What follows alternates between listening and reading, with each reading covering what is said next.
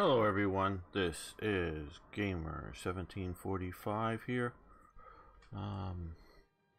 Getting started with live streaming, I hope on YouTube and not Twitch. Yeah, good. It seems like I got the numbers plugged in correctly for that, and I see a friend. Okay. Give people a minute or so to get here. Well, not even that, maybe.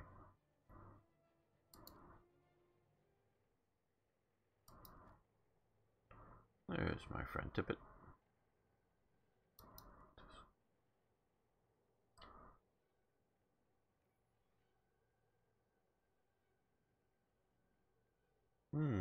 Do we want to go with low-level stuff? I guess we could do that.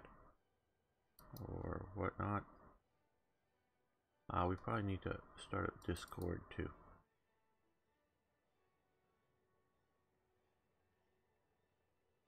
That would be nice. Now let me minimize that screen.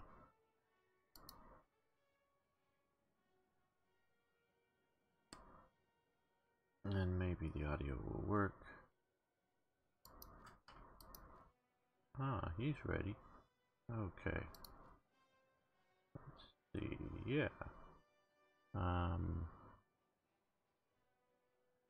Yeah, looks good. Well, he and I can get started. Play a few battles, let a few people show up in YouTube land.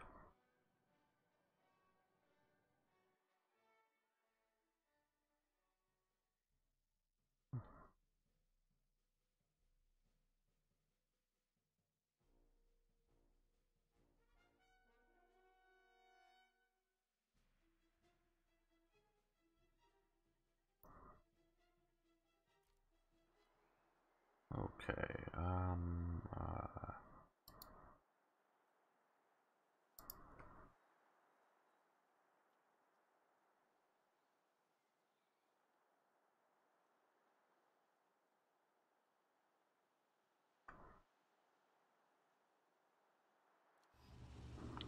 we'll record this. Hello everyone, Tippett and I are playing War Thunder to warm up things for a bit later. Thank you for making the turn right in front of me. You avoided the wooden fencing just fine, but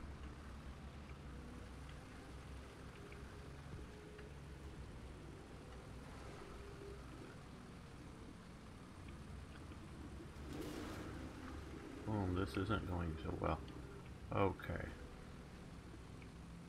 Don't know if I'm just driving badly or everybody else is on driving perfectly great.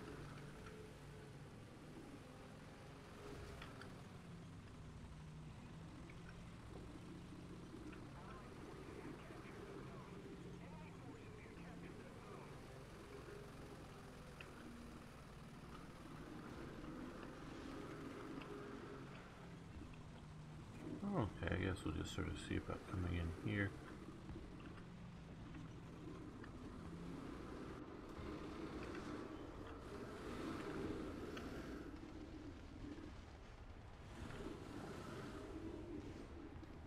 Don't really want to waste the shot. Okay, let's jump over to the other ammo. Go for it. Australian and the German tank.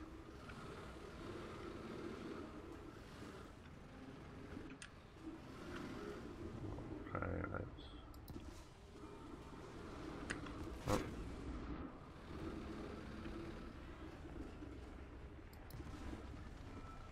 There we go, right into your turret, into the other side of your turret. Hopefully take out all your turret gunners. And yes.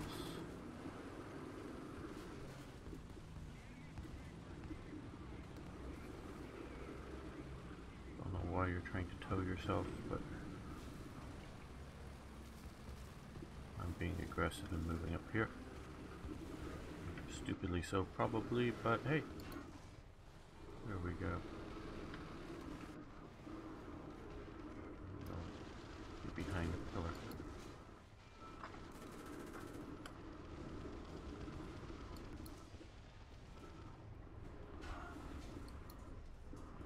say probably stupidly so.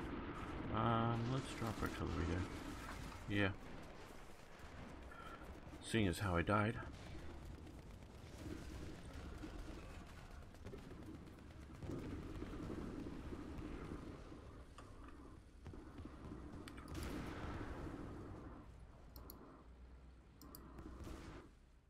I'll move to Tippett. He seems to be advancing and doing relatively well. Obviously better than I'm doing because I died. He's gotten really good. I just wish he could use his mic more so we could coordinate things, but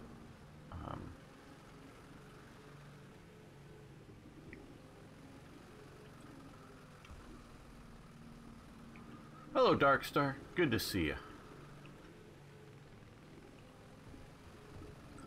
I'm very much thinking about your comment on live streams a little earlier today. I don't know that I hit anything with that. Oop, that's a wreck. Okay, well, he didn't last. Nope. And I just got shot through this opening here. Ken does have a wicked drop. Oh, I'm doing very good, Tippett. I'm just trying to get out of the kill zone if I can.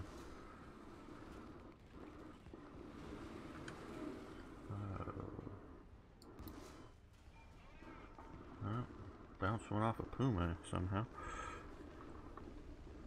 I don't know that should be allowed to be able to bounce anything off a Puma. It has almost no armor.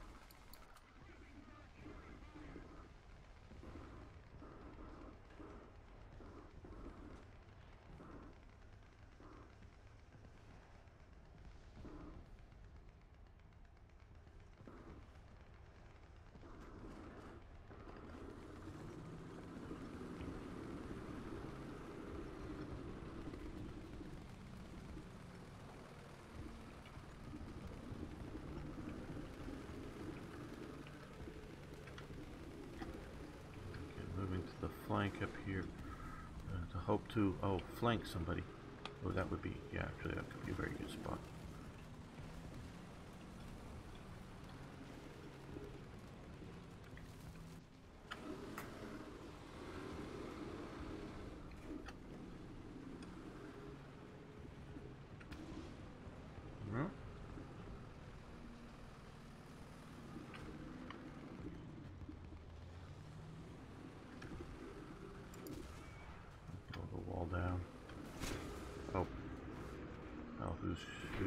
They're over here.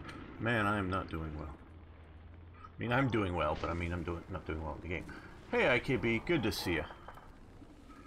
I'm doing just fine, but my tank isn't.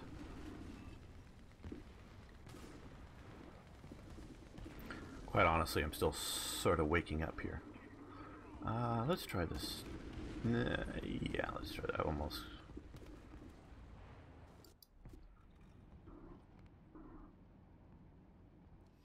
Man, Tippett is doing very good.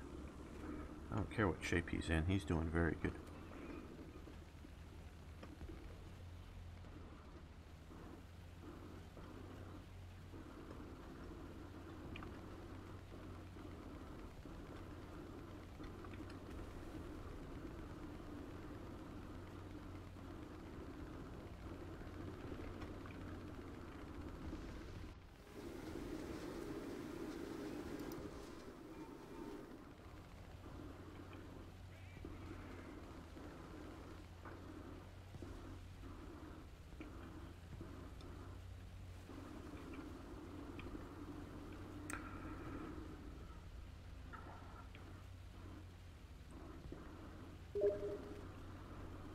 Eight kills, 1 death. Very good, Tippett. Very, very good.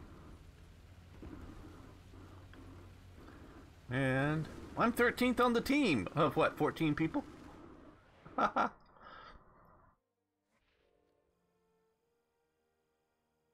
Surprised Arno isn't here. I thought he was gonna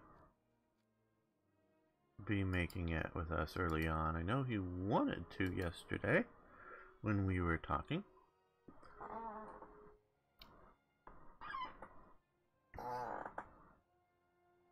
Okay, we'll play another 2 or 3 of these, and we'll be playing probably Hearts of Iron 4, but I'm not absolutely sure.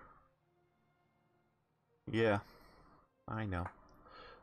We all get through with this stuff. Okay, hey, Savage Metal. Yeah, he might be at work. Yeah, very well could be. You can't hear me over War Thunder. Okay, well, thank you for telling me that.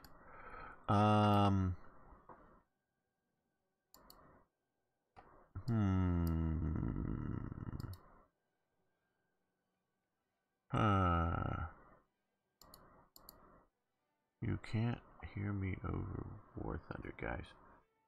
I don't like that. Going to hanger here for the moment. You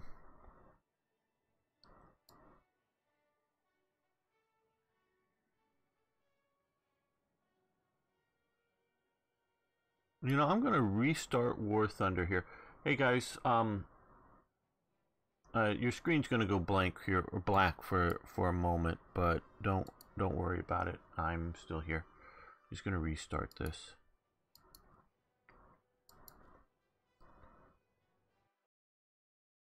Hopefully with Discord.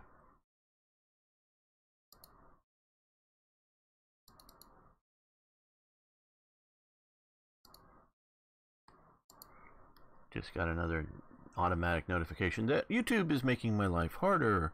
Yay! YouTube, thank you, making life harder. Yes, I think this should maybe now do War Thunder. Or Discord do it. Discord likes to take over my microphone. There's probably a way I could undo that, but now can Tippet or anybody hear me over War Thunder? Not over YouTube. I know we can do that, I presume.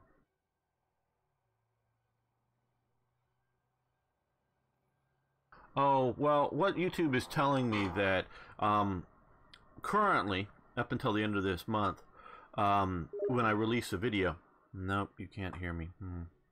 How interesting. Okay, you joined Discord. That may be necessary. That I no longer could put out automatic Twitter notifications when a video goes live, because right now I have it set up and it's easy for the YouTuber to set it up so that once the video is released, it puts out a Twitter notice to say, hey, a video's been released. YouTube has done a study to determine that if I do it manually, it gets more attention somehow, and I don't know, maybe it's as much about Twitter not wanting to take automatic notifications from YouTube. And so, or something, but it means I have to just do it manually, so it's just another step to keep things going. Oh, you should be back to, and you're not. Now you should be back to the screen. Okay, when am I going to start the next Toy 3 campaign?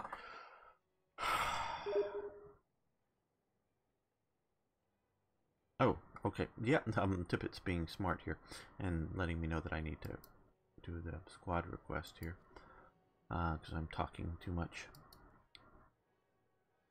Okay, here's the plan, Savage Metal. What I want to do is get, and everybody wants me to do this too, is get Third Reich events working, and I just haven't taken the time. No, keep talking,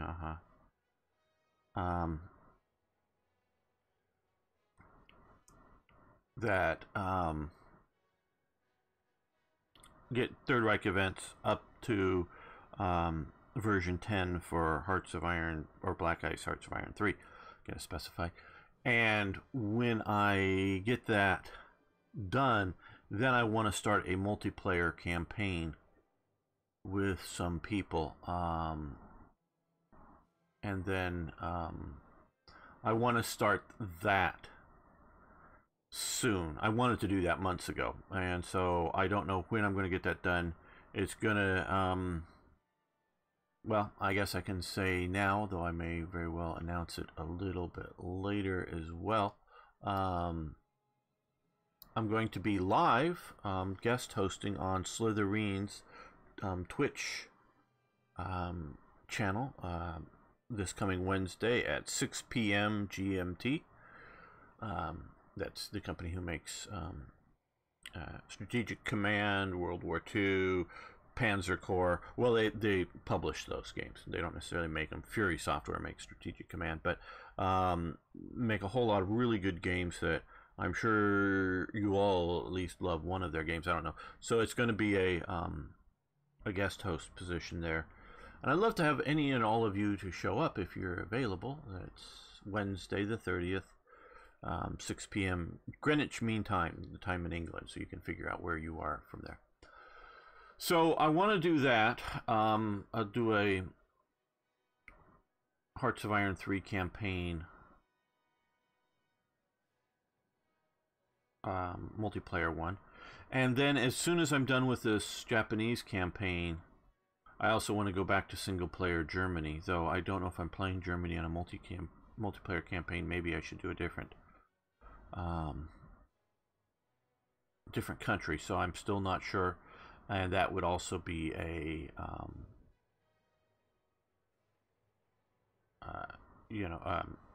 10, or, so.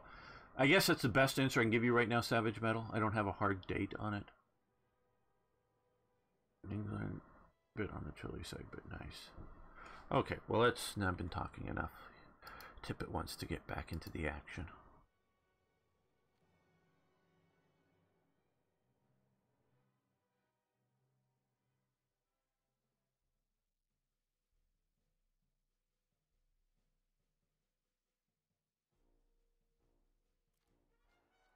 Okay, same map, different side. I'm gonna swap that out. I don't know if Tippett can hear me or not.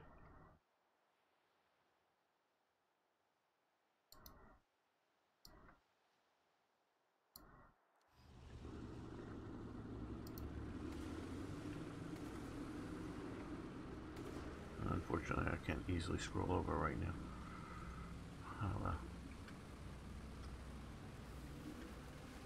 How do you like my decoration on my Panzer IV here?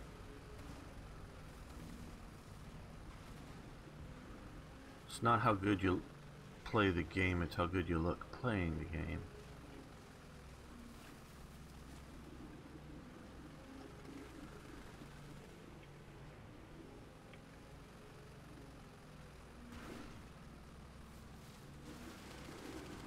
Going right for that break in the building there.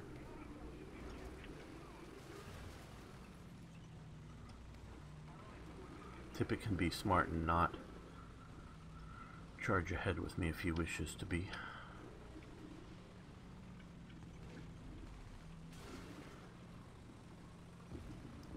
He did very well. No, come on with this. I want a better penetrating round, but... Oh, damn it. Just got hit in my gun barrel. Okay. This is not working out well. Probably got my cupola showing and other things not so good.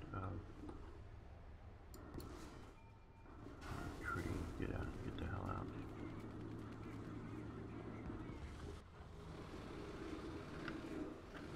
And I died.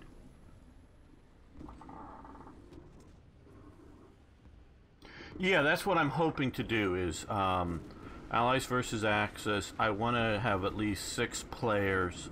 So the 3 majors on each side, US, Britain, and Soviets. Not really technically Allies maybe, but in the game. Versus Germany, Italy, and Japan. A few more people would be definitely welcome. One thing I wanted, once I get the thing set the way I want to, And I will, even though I'm going to say this here, I think Paradox, trust me, I'm only going to play with people that I know own a copy of the game, so that way I can actually, if need be, give a complete modified everything up to them, so that they don't have to worry about versions, because I'm, you know, it's not whether, you know, because if you just have a little bit off between working versions of the game, it can throw things out of work for that. So I'll just give them the whole, you know, just a copy of the game, but only with people that I know already have a copy of the game. So it isn't that; it's just so that mine and theirs are exactly the same. Is all I'm trying to do. And so I want to play test. Just does having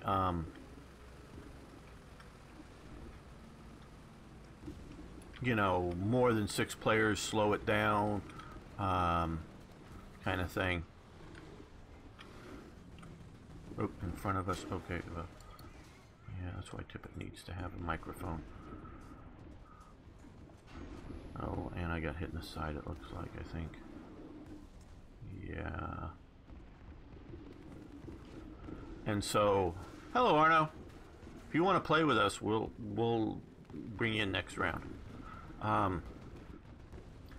So, and I would love to have more than just 6 if we can get the people and everyone's connection can keep the game from slowing down, because we have to remember the primary thing is to make a good show, you know, not to make me win. That isn't a good show, because me going down in flames would actually make a really good, as long as I was trying hard, would make a good series against, you know, proper human players.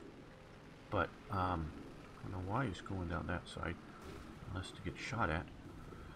Okay, maybe that was the goal. So, but it is to make a, you know, something that would make a good series. So that's more important than other considerations. So long as everyone has a good connection, can keep everything flowing, that's all I would be looking for. Play reasonably well, because of course humans are going to play a lot better than the AI, so it's not like looking for the champion players. It's just, yeah, decent players that know, you know the basics of the game. Oh good, we lit one on fire. And I got blown up. And I know a long time ago I asked and got a bunch of volunteers, and they would definitely be on the possible list, but others definitely could be on the list. Does Tippett still have another life? Yeah, we'll follow Tippett. Let's see, a good player play instead of a suicidal one, because that's sort of what I've been so far today. Just wanting to get into the action, not trying to kill myself, but there we are. Ah, he's driving his Puma across the trenches, which is not the greatest of ideas I could think of. Not that you can't do it, but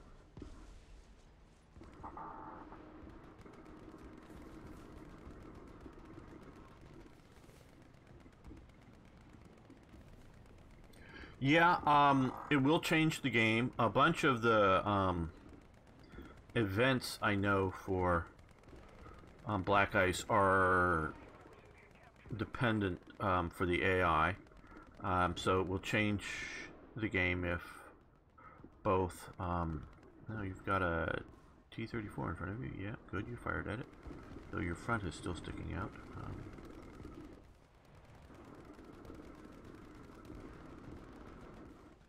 I don't know if you're doing any good. I'm not getting that feedback.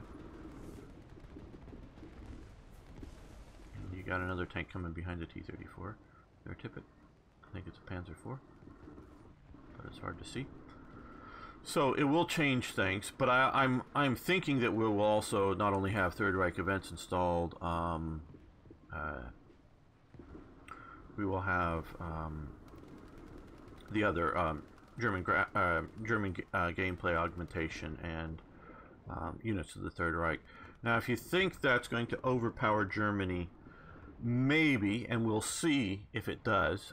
We can, talk about it as we play. You got a T-34 up there, another one. I don't, yeah. And it may, but remember, if you have a U.S. player who's an aggressive human player, that really changes the game, because of so many of the games that I've seen, even when the U.S. gets some territory, like we're seeing now in my current series, that the U.S. has North African territory, so it has sent some more units, but it's being nowhere near as aggressive as it could be. It could easily be doing a Normandy type landing in France, unscripted. I'm sure it could, the way how little it's defended in France successfully. Now, whether the AI knows that or not, I don't know, but I know it could easily be doing that. So it's going to change the game hugely. That's sort of why I'm hoping it would be fun to watch.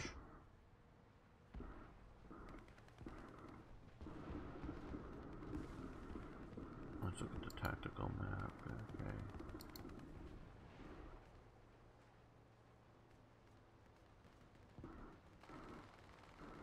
I'd love to have one or two other YouTubers to record it from another. You got a Cromwell up there shooting at you right now with your machine. No, not shooting somebody else. I think the aircraft with machine gun. Record it from another country's perspective and release things at approximately the same time, not them totally simultaneous, but within a day or so. Ooh, he missed you. You got lucky there, Tippett. But that's not a requirement for players. That's just a would be nice kind of thing. Okay, let's get Arno online with us. Okay. That's Tippett, so we're pretty well evenly matched there, and we're pretty well evenly matched there. For vehicles, well, F2. Hey Tippett, can we dial back the Panzer IV F2 to something a little less? Because that's going to push up things for Arno. If we can keep it to like 2.3 or at least 2 somethings. I was noticing a little heavier tanks than I was expecting. Just so that we're all playing at about the same level is all. I'd be happy to up it, but there we go. Okay. Now, there'll be 3 of us in this squad. So we're going back in. No, that's what I thought everybody was ready to battle. Yeah, now everybody's ready. Cool.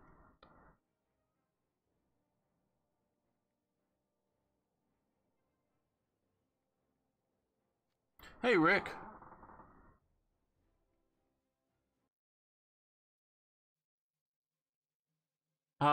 Sure, Rick. If you look at one of the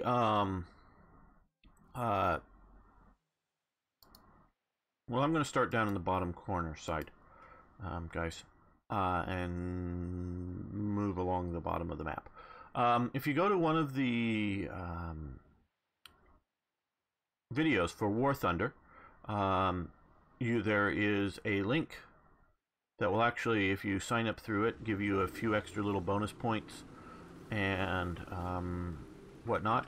And it's just free to download, free to play, so you don't have to buy anything, though you have to grind your way up to get quality vehicles. Love to have you play once you do get some vehicles.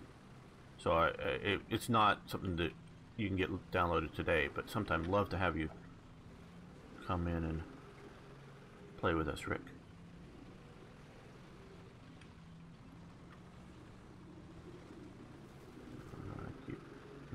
position and not finding any targets. So, oh, there we go. Boom. Oh, Sherman, who fired at me, and I'm going to shoot at, and he's going to shoot me, and I'm going to put up smoke, and we're going to see if we survive. No, we didn't.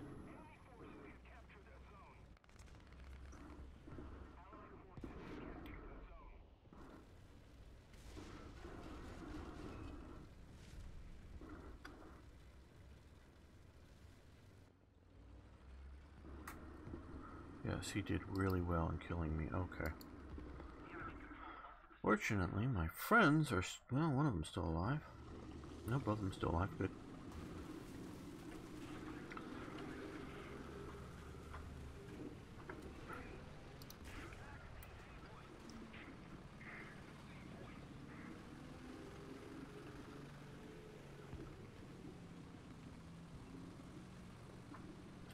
And with this, you get to drive tanks, you get to fly aircraft, and you can drive ships. Almost said sail, but there's no real sails on the...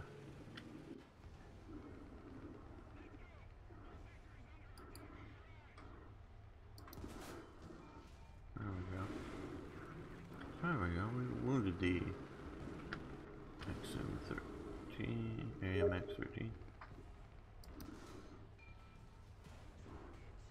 Yeah, a little bit. Tippett's just asked if I've been playing naval games. Yes, some. Recently I've been grinding up my American tanks. That was what I've been playing the most of very recently, the last week or so.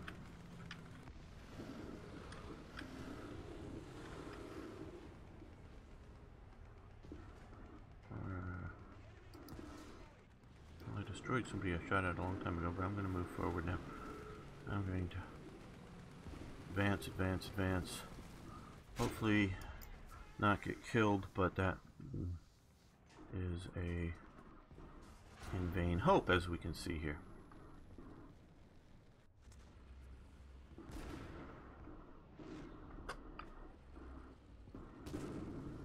Okay, what am I going to try now? No, that's just silly. This battle.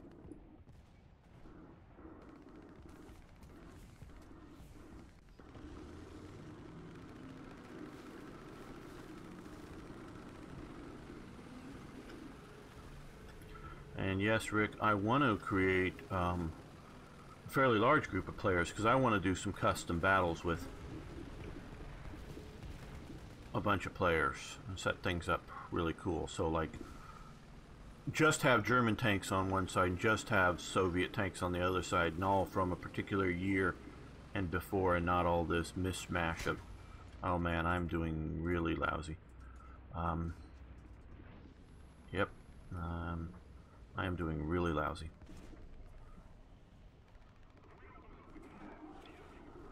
Boom. Let's see how my friends are doing. And we could set that up as custom battles to, like, you know, do the Battle of Kursk tanks type thing, you know, Germans versus Soviets, all of that sort of year, and pick a map that sort of fits that, or do, you know, the Battle of France, so you're having early German armor versus early French and British armor and that kind of thing, and so it's a bit more historical, and of course we could play in realistic mode if we choose to. I just mostly play in arcade, but mostly because when I first started playing this I was getting killed heavily in realistic mode, partially because I had such a bad internet connection, but it's also the lack of team coordination. If you get people on that can, you know, communicate with each other, really start coordinating your moves and your tactics better.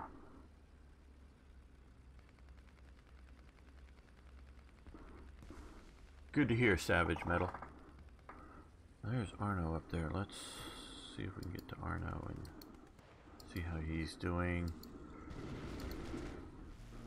Oh, jump to Tippet's flying, so that's why he's hanging back. There's Arno in his Panzer III J1.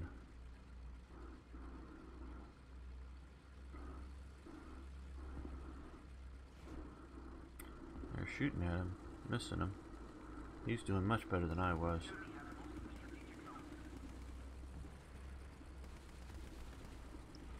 I'm gonna blame just waking up on all this bad play, but I don't know that that's true, just probably me not doing well.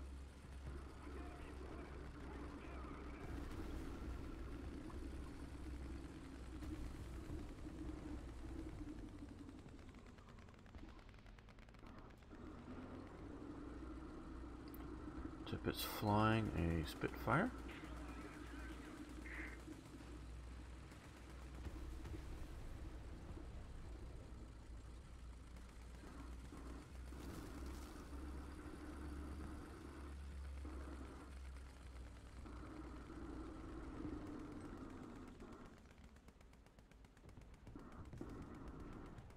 Got a T-50 out there you might be able to hit.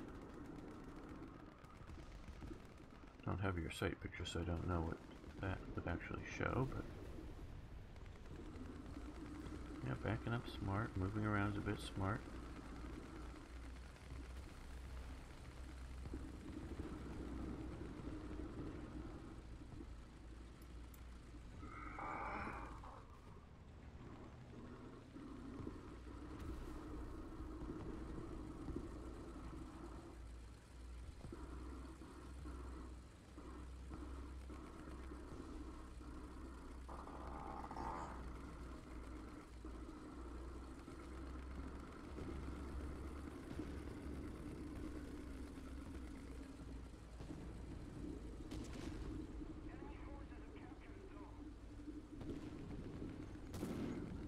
We drive into the smoke. Oh, you got a tank right behind you, Arno. Right behind you, literally right behind you in that smoke cloud. There's a tank. Oh, it's dead now. Okay, he was a live enemy a second ago. You drove right past him through the smoke cloud.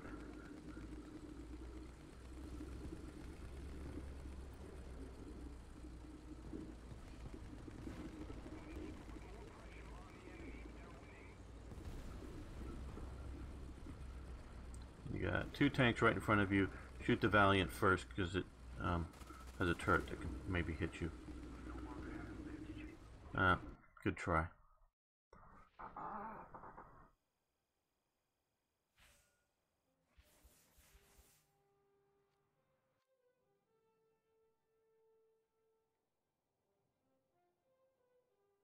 Oh, you watch Where Eagles Dare. Yes. Yes, yes, yes. Great movie, great movie. Yeah, no, you're very right that Black Ice is another level beyond you know, just standard Hearts of Iron 3. I like it. Yeah, slowish game speeds with a reasonable amount of pausing. I don't know how much. That's all to be worked out because like I say, I want to make it a good show. As much or more than anything else, and so we got to see how things work. I don't know what I should do with this map now.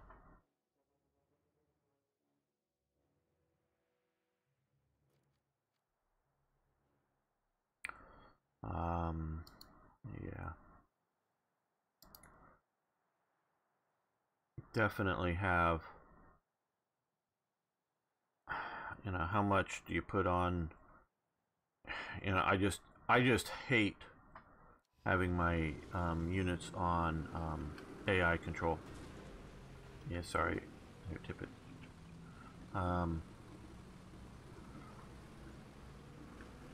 And I just don't know how, once you get the war with the Soviets going, if we can make it flow at all without putting some units on AI control. So, yeah, I don't know. Quite honestly, I don't know how the whole thing would go.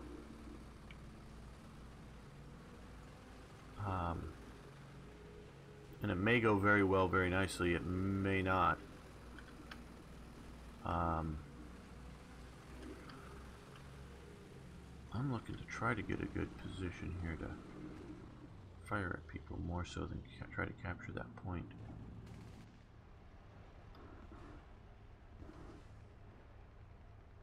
What's that? Is that a Humvee just drove by me, or is it something else?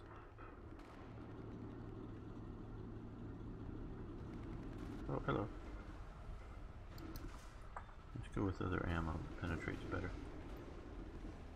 Oh, he's dead. Good.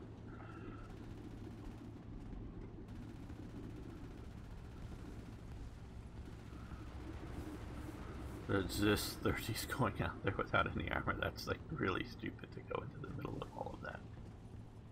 Okay. With that vehicle.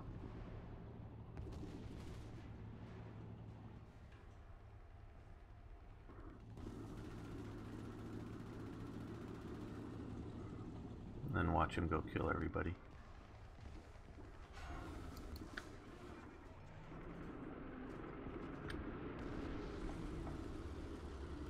Wounded my commander.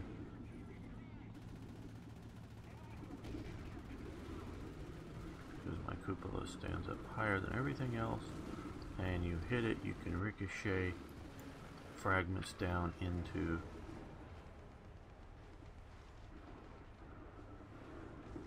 the rest of the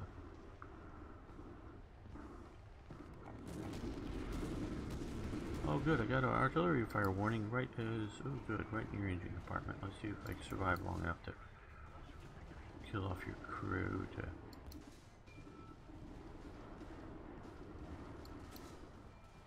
There we go.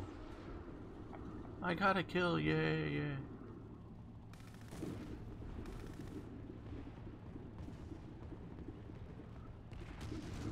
Presumably you can use your account. I don't know. I have never played console game. Well, I've never owned a console player. I played a couple of times on a friend's, but not anything modern. So I don't know how easy it is to swap over. I've linked mine to my Steam account, so you don't have to do so.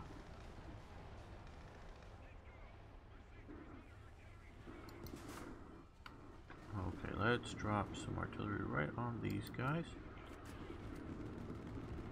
And we'll drop some artillery back on those guys. That guy. Let's push up here. Looks like we got some foes over here, so we can come up and engage them. Hopefully you stay alive long enough to do so. Oh.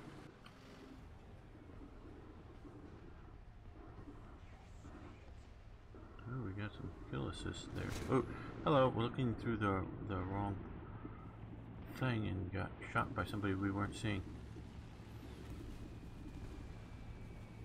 Okay, boom. Looks like he died, and I died from somebody else shooting me.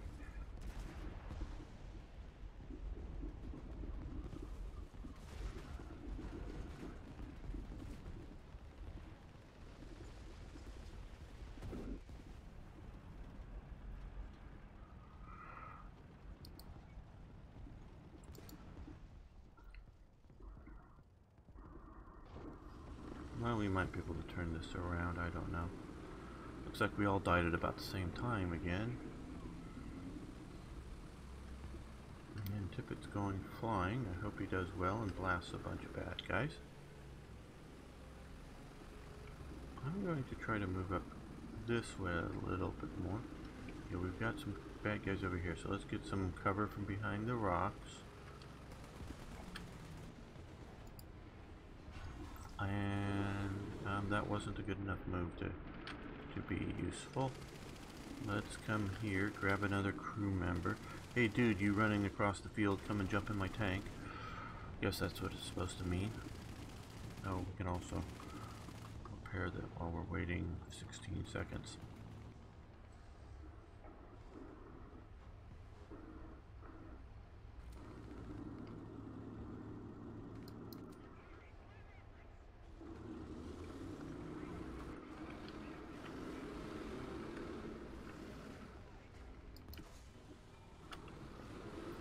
Well, I hit him.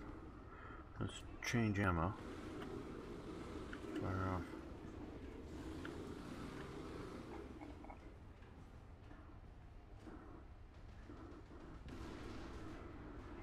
Are you gonna artillery fire on me? What gall? What gall?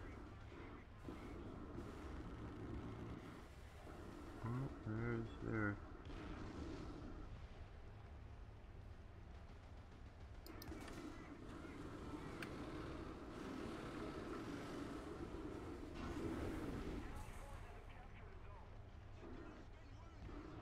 Ours. The rocks in the way from.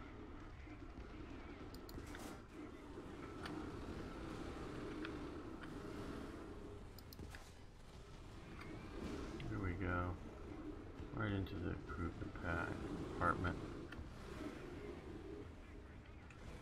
Yeah, you may take me out with artillery. Oop, that's the guy that got me before.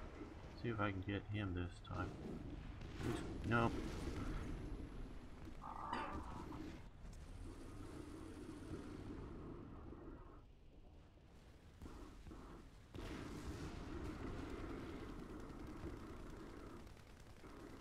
Yep, you're very right there, Savage Metal.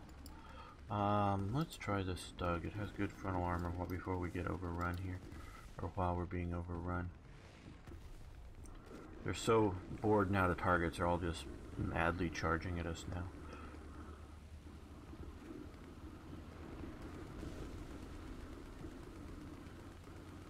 That's what happens, at least to me, if we're overrunning the enemy. It's like, hey, there's no more targets. This is boring. Might as well just drive until I see somebody to shoot at. Alright. You're much lower. And we died. Man, this is... And the political correctness thing is getting to be a problem. A real problem, in my opinion.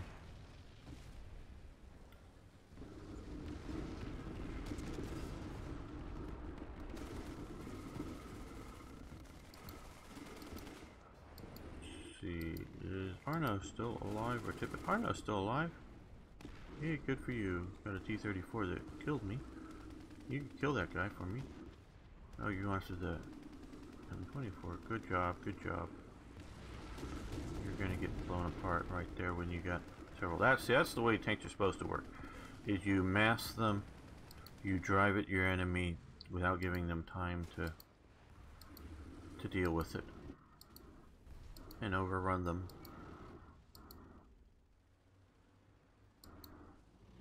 Yes. Tippett's cheering on Arnold, but I think we are out of one more match, and then I want to talk with you guys a little bit. It's probably been a little more than a year since I've seen that film. Maybe 2 years, I don't know.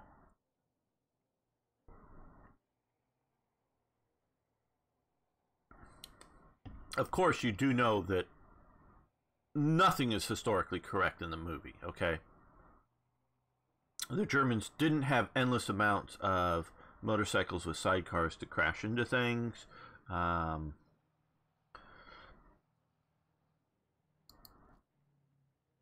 There was no castle up a train, cableway. The whole thing is a complete and total fantasy piece. Cool movie. Notice I've said from the beginning, great movie, but has nothing to do with any historical events or anything. I do think they sort of did get the uniforms correct, which is a nice thing. But that's about as far as I'm going to go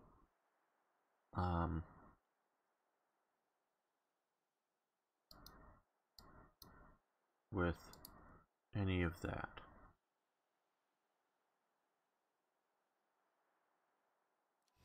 Okay, we're starting here. I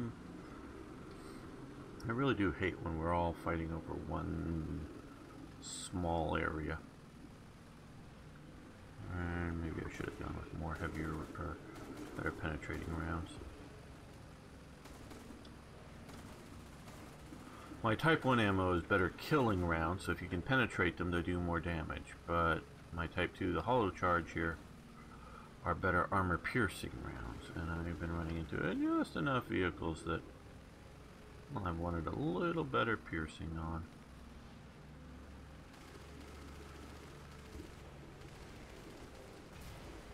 Hello, Tippet. Nice to bump into you.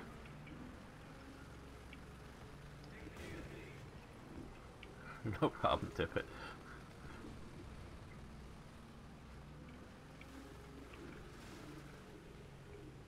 Somebody already has artillery fire capability. That's... hello. Let's... Nope, we can't back up. And, I'm on fire already, and Arno's helping me repair. And thank you, Arno, but I still got munched.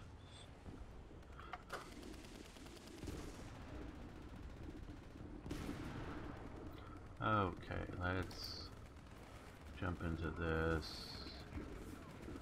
I'm going to go take the high road this time. I'm going over the top edge.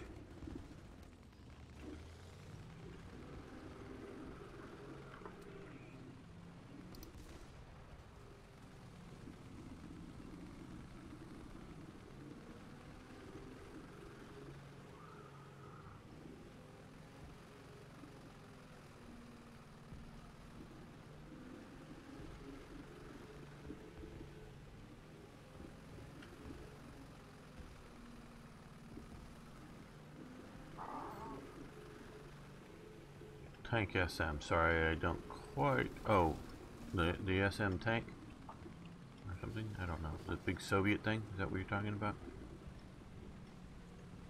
Okay, this looks like maybe a good spot. I can get a shot or two off at somebody. There we go.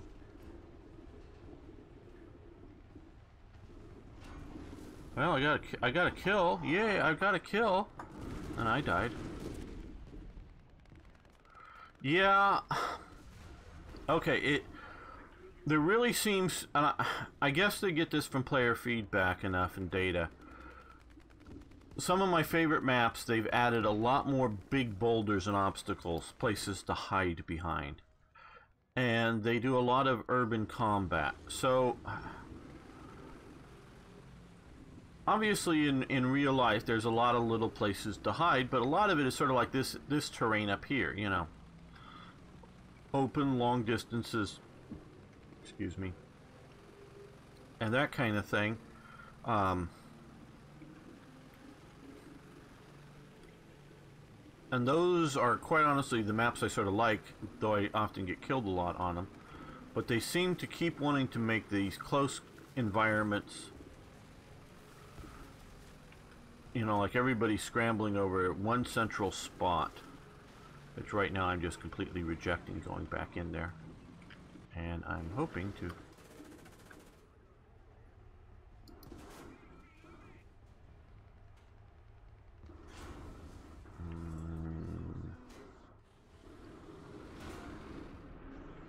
I'm hoping the smoke will save me and I can get behind the building here and I can repair my gun and stay alive long enough. I can play good once in a while, but I'm not doing that today. And grab another crew member. Hey dude, you walking along the battlefield, come and join my tank crew. Let's drop some artillery down here in this mess.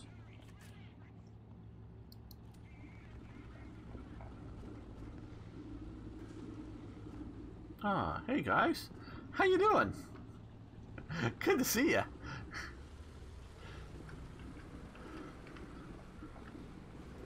There'd be bad dudes around this corner here, and they're in smoke now. I've decided to blow up the outhouse. Oh. Panzerjäger, let's see if I can machine gun the side of it.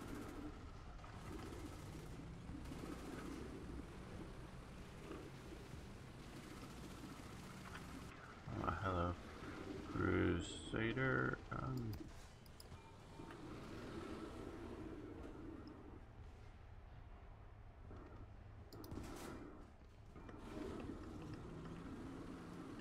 Uh-oh. 3-inch gun carrier, 3-inch gun carrier.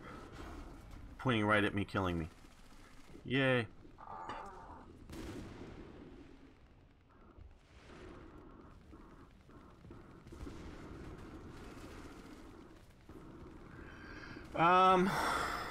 A little bit. I'm not exactly sure what you're referring to.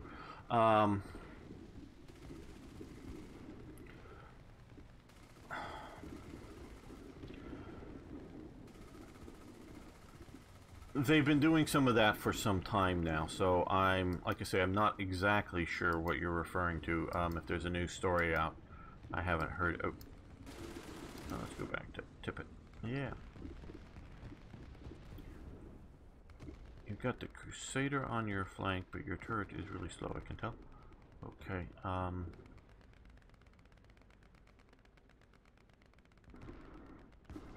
let's see how Arno is doing, if he's still around. Oh, there's Arno. Okay. Arno and the Panzer III. Also, probably got tracked, is why he's facing that way. Okay, yeah. Behind you, you got a Crusader on the other side of the building than where your turret is. Oh, it may have died. No, it's still there. Arno, so... Oh, you got the 3-inch gun crew. Yeah. Yeah, that isn't gonna do much good unless you get it in the side with that thing. That's what killed me. They actually did, I think, make one of those. Like, I think one of those. Okay, I'll look that up. Okay, yeah,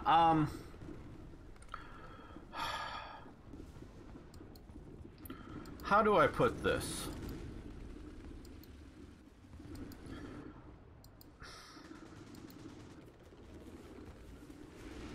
There's Arno. Back to life again. Yeah, stay away from the 3-inch gun carrier. I don't think you, unless you're really going to get behind it, and I don't think you can do much good against it.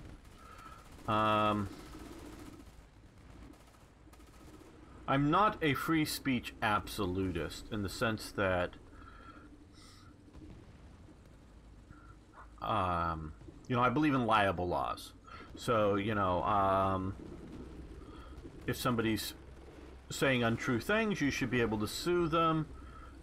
You got a Crusader up in front of you there who's going to shoot, and you shot at him. Very good. And he killed you. So, if you're talking about... Because especially in this modern age, anybody can be a publisher. I can be a publisher, and if I was saying untrue things about anybody, whether it's the president or somebody that you've never heard of, I can do a lot of damage, especially if lots of people are watching me. And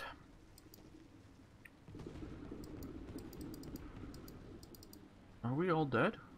I can't get new people here. I think Arno was one of the last people alive. Good job there. We got defeated. And so if they're truly pumping out really bad stuff, truly doing that kind of stuff,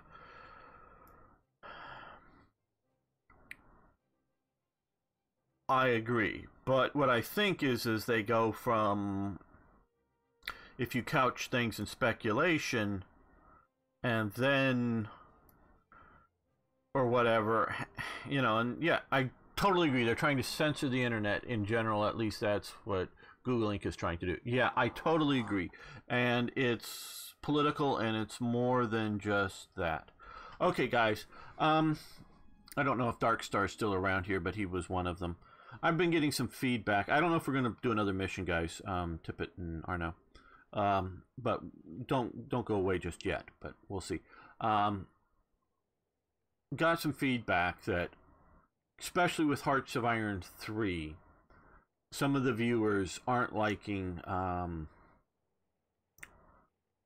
me interacting with the chat on that series.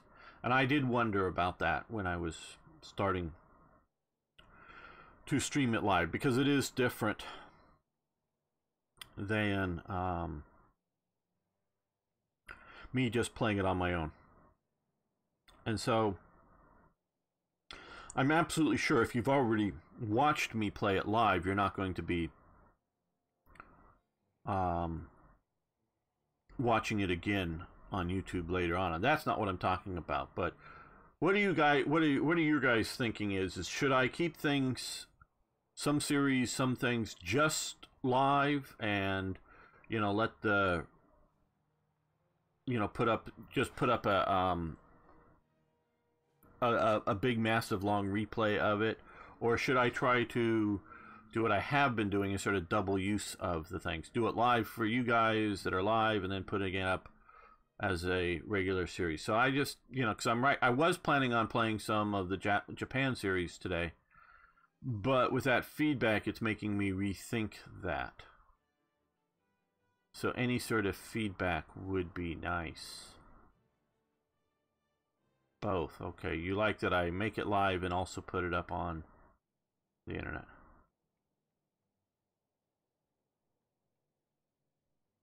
Well, that's a possibility.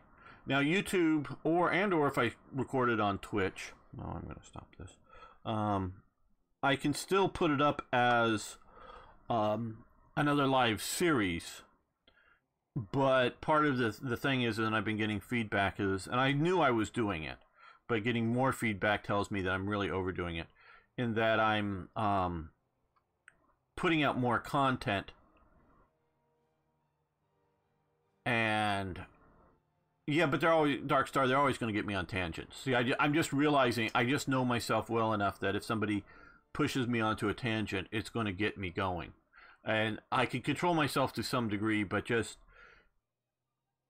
it's not always going to work. And if I really work at that a bit too hard, I don't know if that's a overly great idea. So, and so I was putting out too much content. So I've dialed back the amount of content I've been pushing out, so as to not overwhelm the viewers, because I know a bunch of you want to watch maybe everything I do. And that was never my intention, is to do something that you watch everything that I put out. My intention was to put out a lot of stuff. You watch what you want to watch the most. Your favorite stuff. So if you like Hearts of Iron 3, there'll always be a Hearts of Iron 3 out. But now I've sort of dialed it back to where, well, you're getting either Hearts of Iron 3 or Hearts of Iron 4 today. And watch it or don't, of course.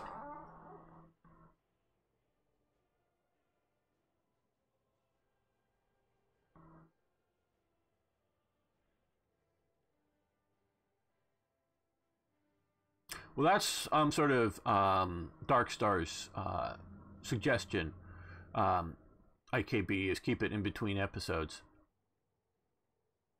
and I can do some of that. Yeah, and absolutely right, Savage Metal. But in the past, I've watched when streaming, say, Hearts of Iron 4. And then stop streaming that and start streaming War Thunder, viewership plummet to like a quarter of what it was before. So that's why I sort of moved it to the front as a warm-up and then play.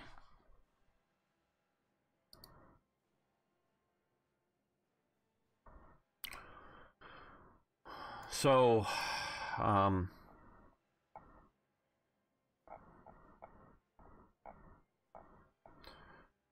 I do want to do something other than War Thunder right now. So, I'm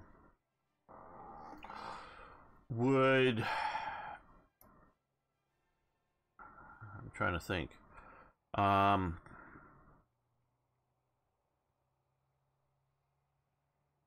To a degree, what do you guys want? What do you the viewers currently want to watch now? Hearts of Iron 3, Hearts of Iron 4, something else completely? That's in the normal sort of rotation of games that I have.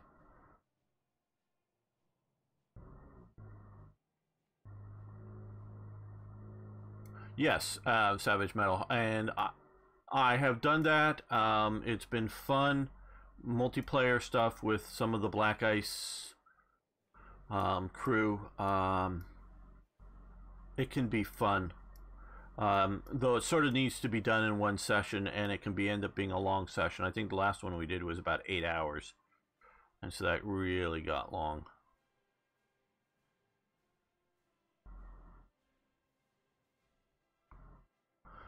That's an idea. The poll's a good idea. I'll think about that. Okay, IKB is saying 3. So we have a vote for 3. We're not gonna. Okay, well.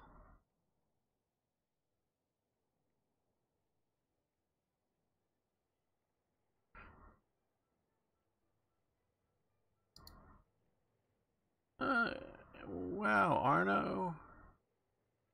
I have you down here as a wrong link. Okay. For some reason it wanted me to approve yours, and I thought you were a moderator here. Thought I have you as a moderator down here.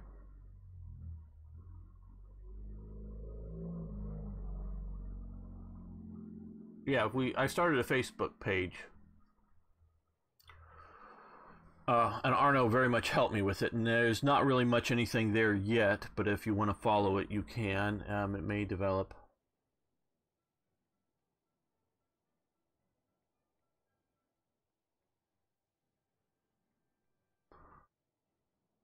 Okay, I guess we'll start up. Hoi 3, right? Oh, well, let me. Your screen will be going black. Don't worry, it's just me switching games here. As I leave the one game and come down here and start the other.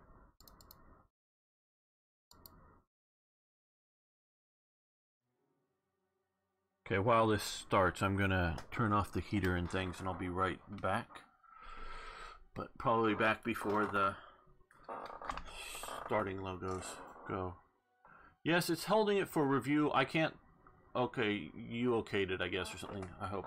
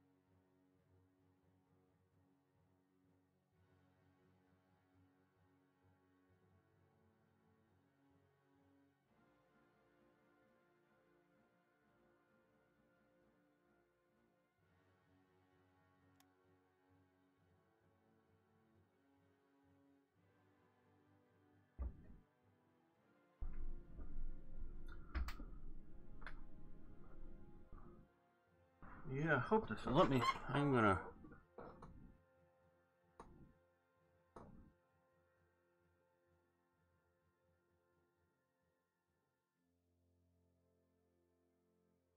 Thanks, Arno. I'm gonna reload the page here. Come up. See that it's. Oh, hell.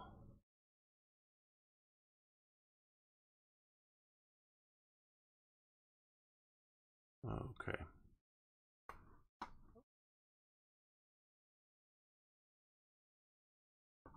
I hope it's working right.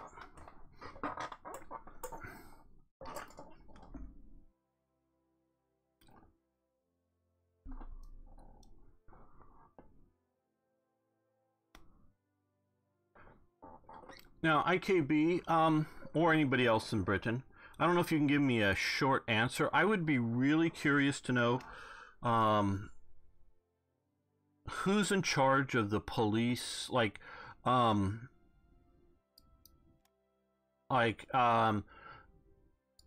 know, pick a city like Edinburgh or Liverpool, the local police department. Who is in charge of that in Britain? Is there a short answer to that? question? Oh, hell. Okay. Yeah. I'm gonna have to replay that.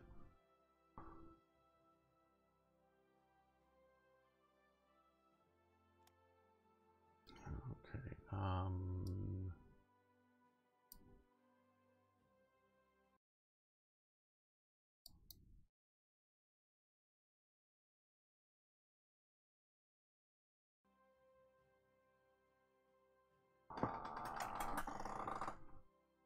IKB, did I direct that question to you, IKB?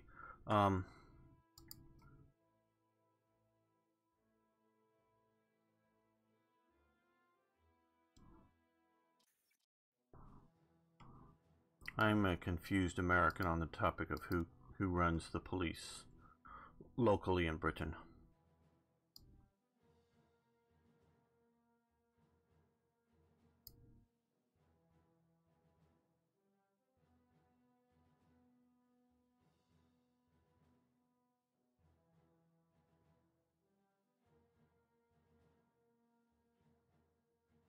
Okay.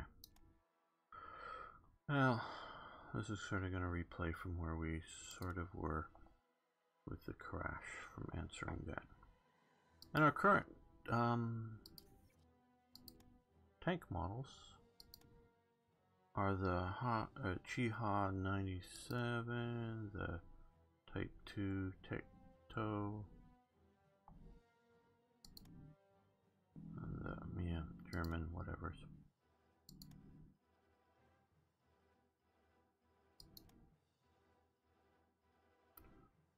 I'm not seeing any new chats, so is there just not any there, or things not working right?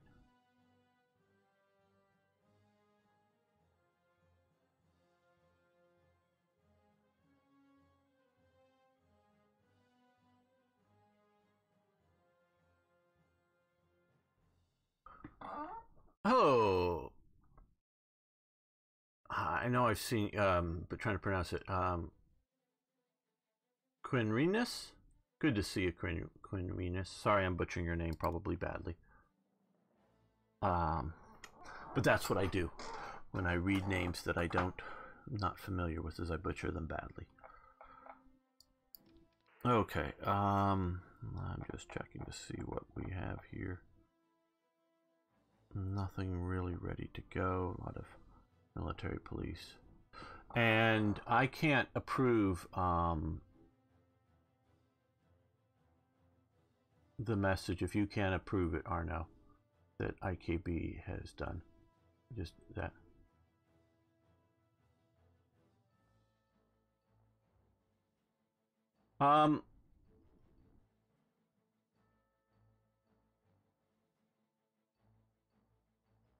Well, interaction definitely improves recommendation of it. Okay, thanks, Tippet. So, okay, I'm not able to follow the link right. Well, no, I'm not really able to follow the link right now. Not with Hearts of Iron 3. It's way too finicky for me to follow the link, IKB, or even approve your message. Okay, hopefully Arno did that. If you want to be in a moderator, I can add you, IKB. Okay, most likely local police and crime commissioner. Okay, who appoints the crime commissioner? Well, I don't know. Maybe I should follow that some other time. I can go back to the stream health or stream and look at it. Just because I'm wondering, because like in America, the police or the mayor of a city appoints the chief of police. So if the police department is doing something that the mayor doesn't like, the mayor can fire the chief of police and hire a new one. And okay, so it's an elected officials. Okay, that's sort of what I wanted to know. So I'm just wondering, with what's going on with Humberside and their thought crimes police bureau, that they're now instituting and I'm keeping this off the the recorded stream, so that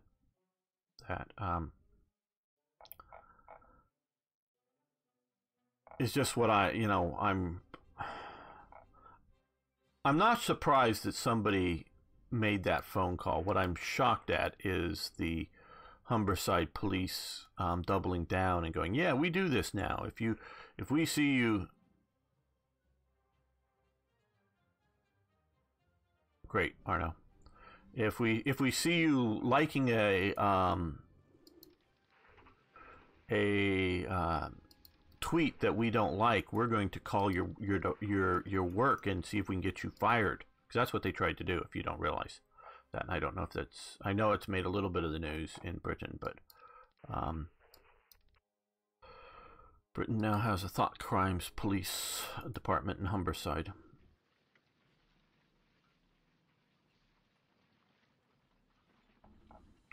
And...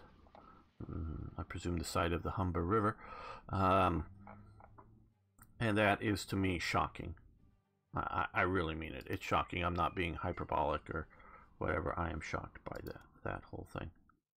Okay, we're looking for areas that we might need to patrol. The submarines are coming back to their patrol area. Well, we haven't been having too many losses in...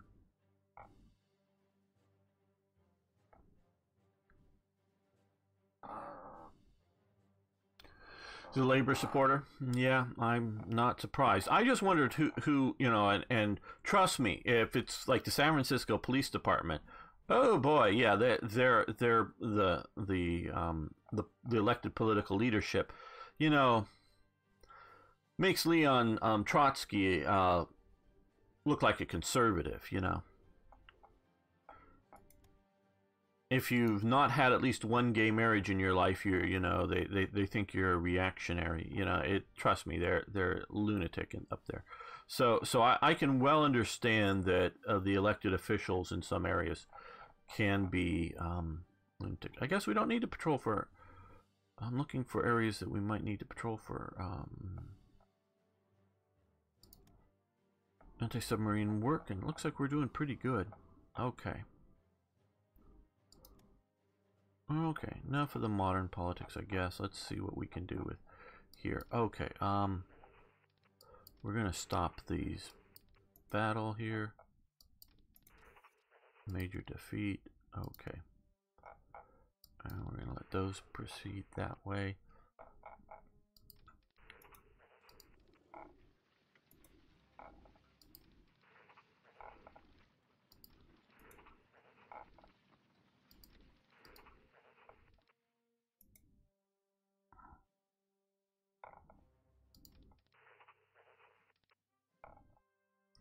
I went a little overboard tweeting about the subject the other day, I know, but it really, really upset me.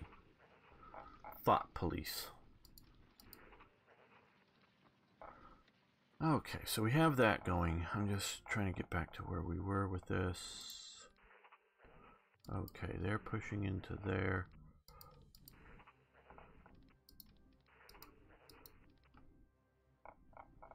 They're trying to save Iraq. Okay, you guys come to there once you get to there.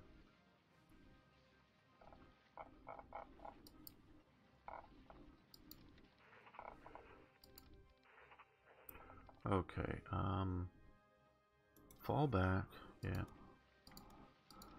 Advance.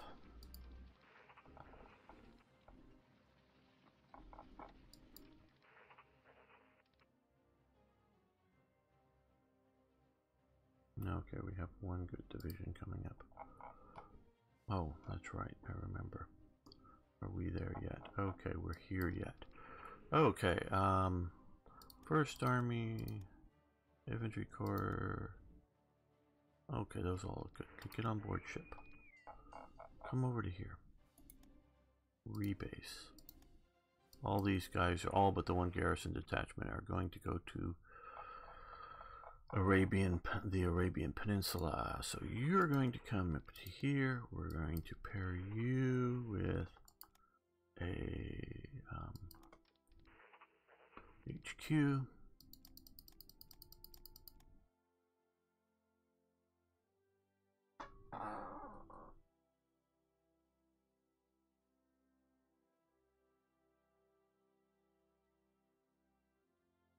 Yeah,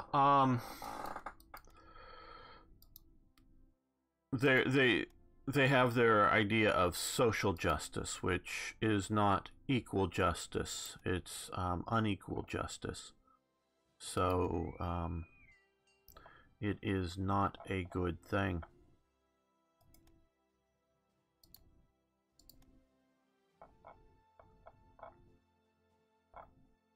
Transports, yes, good. Get on board.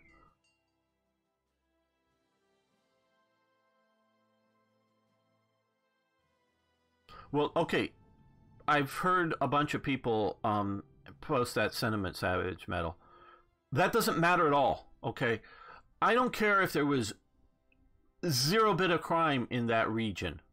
The mere fact that they're doing that they're trying to get a person fired for his liking a tweet or a Facebook post or something. I know it was a limerick.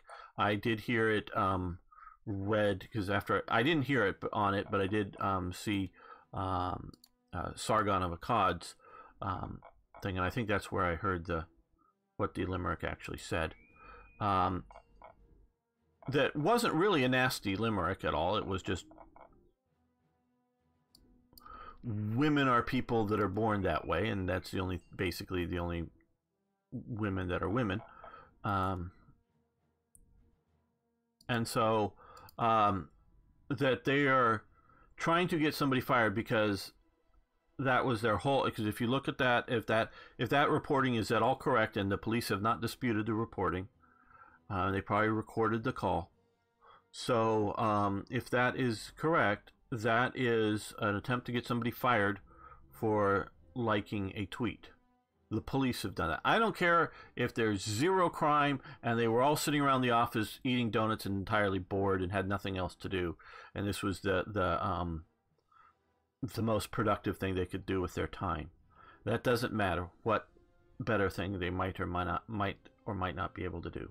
It was that they did it at all is the horrific thing. So even bringing up, oh, well, there's all this other crime they could be doing, that doesn't matter.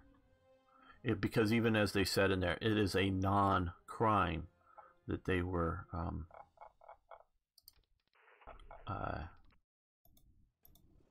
think we're going to head back towards the port there. Let these guys just sort of suffer and no supply. That is just horrifies me. Because the reason I know it horrifies me is not that this incident happened. It's that this is only the tip of the iceberg of what's going to come. Yeah, you're absolutely right. It's their postmodernism. I'm presuming the person they got to do that was either transgender or you know, a LGBTQ quilt bag weirdo type person. Yeah, I'm calling him a weirdo because you got to be a weirdo to do that, not just that you're gay, you're a weirdo. It's some sort of extremist thought, because you can look at somebody who, I don't know if you know of Dave Rubin, who is more of a libertarian than a conservative. He's gay, you know. I mean, he doesn't like wander around with it tattooed on his you know, or you know, a badge on his jacket or anything, but he's gay. It's not weird that you're gay. It's weirdos that are gay. If you know, they're weirdos, but they're also gay is what I'm referring to. And so anybody who supports that, I put as in that kind of thing. It's not just because you're gay. Okay, well, you don't need to be attached to that HQ way back in China. And we have you. Okay, you're rebuilt. We've had a couple others crash. Oh yeah, no, Dave Rubin's good. I don't agree with him all. Okay, this is the guy I was thinking of. Yeah, he's. I know this is the guy who's going out right now. Okay. No, Okay. And so I don't agree with his politics, Dave Rubin, but I like him. He's a good thinker. He's definitely coming from the left perspective, the old rational left. If you really sort of look at his stuff, he is not a conservative, but he is a reasonably good guy. Okay, I'm thinking I'm going to try to get off of modern politics and actually start the episode now here.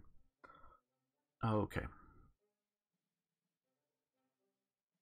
Let me deal with that. Okay.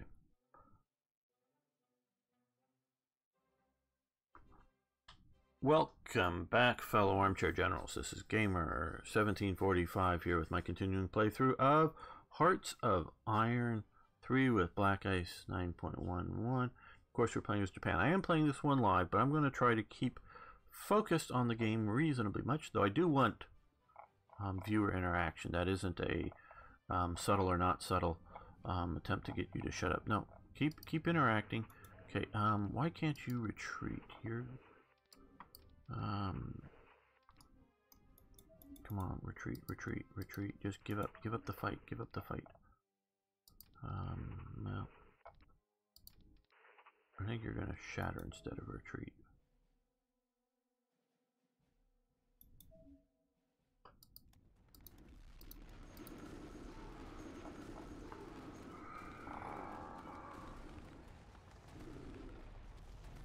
No, I don't even know if I can get carriers close enough to bomb to damage, but it wouldn't damage the canal, in the sense it wouldn't stop shipping through here, and there's nothing really, other than if they have any air units or something there. Really, it's of no real use to do that in this game.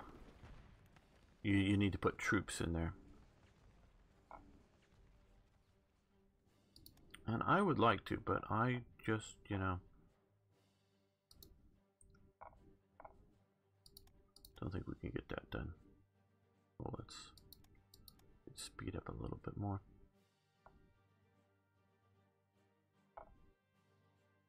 Well, they're streaming in units from somewhere to deal with all this American landing. Maybe that'll be enough. Hello, Luigi.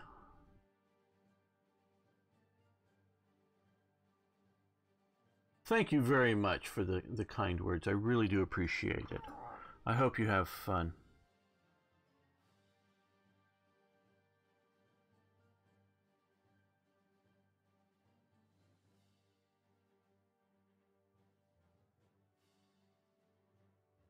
This is not so bad being just an essay.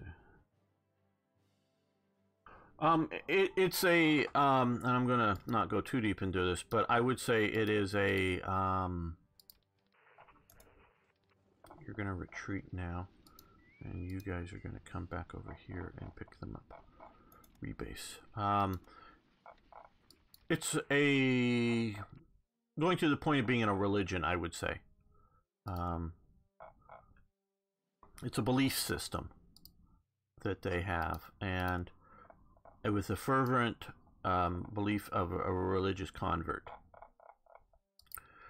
It is no longer a rational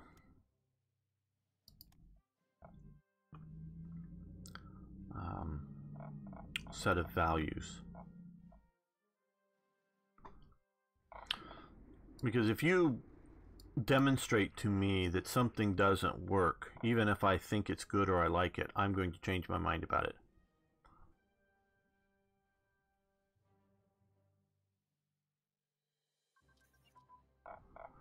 Okay, airborne warfare research. Okay, that's good. Up here, yes, okay, we're gonna stop that. Let's see what we can move to. Rear.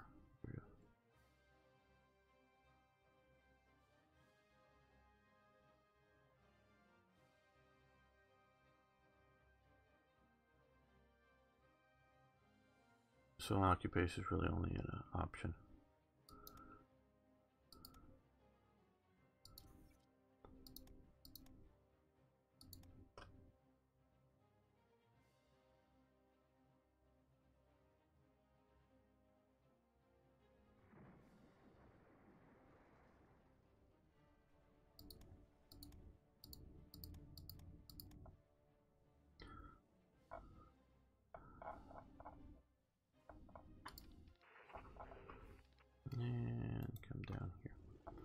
once you get through with that.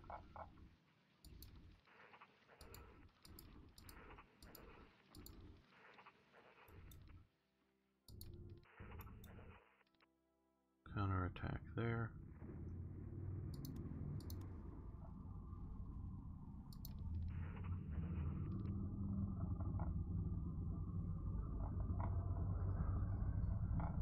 Thank you, Harleys.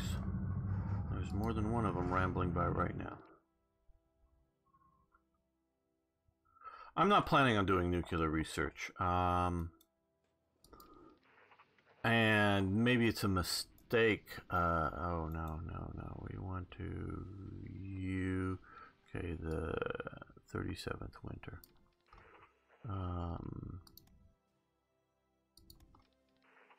You're going to get the heavy anti-tank to better deal with some of these Australian tank units.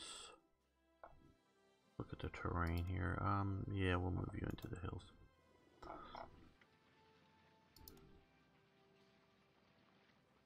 Why am I not doing nuclear? Well, one, Japan didn't do it. Not that doesn't mean a reason not to do it, just they didn't.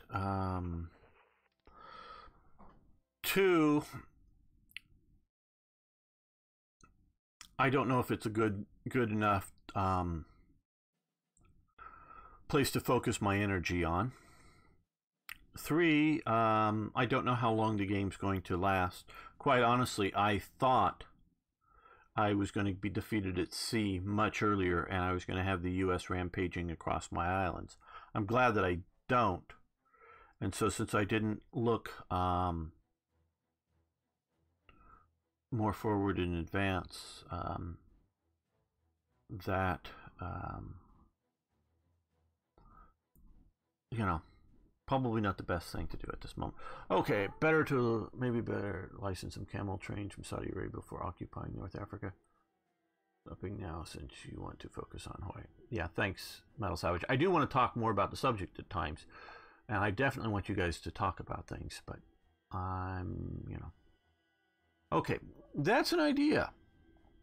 Let's see what we can do here.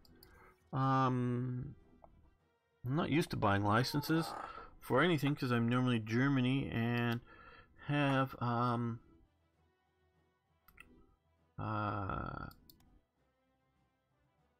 stuff. Let's see. They're very likely.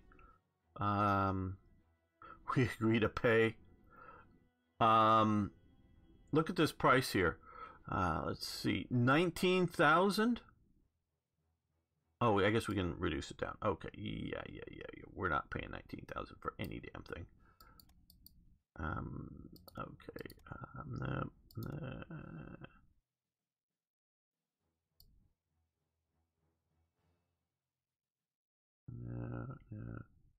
I guess the minimum we can pay is 300. Well, we'll get a couple of those. It's probably not. Oh, no. No, I'm not paying that. I'm not paying 700. I'm not paying $300 gold for some camel units. I know I have a lot of that, but no. Good idea, but in practice, yeah, in practice it's I can't get this. It either goes 0 or that, because it sets for 2. If we were to just go back to 1, it's still 400 gold or whatever you want to call it. Yeah, no, it's nice, but it's not really worth it. Not worth that much. So, no, good idea though. I like the idea. Hello, Carl Lindoff. Good to see you.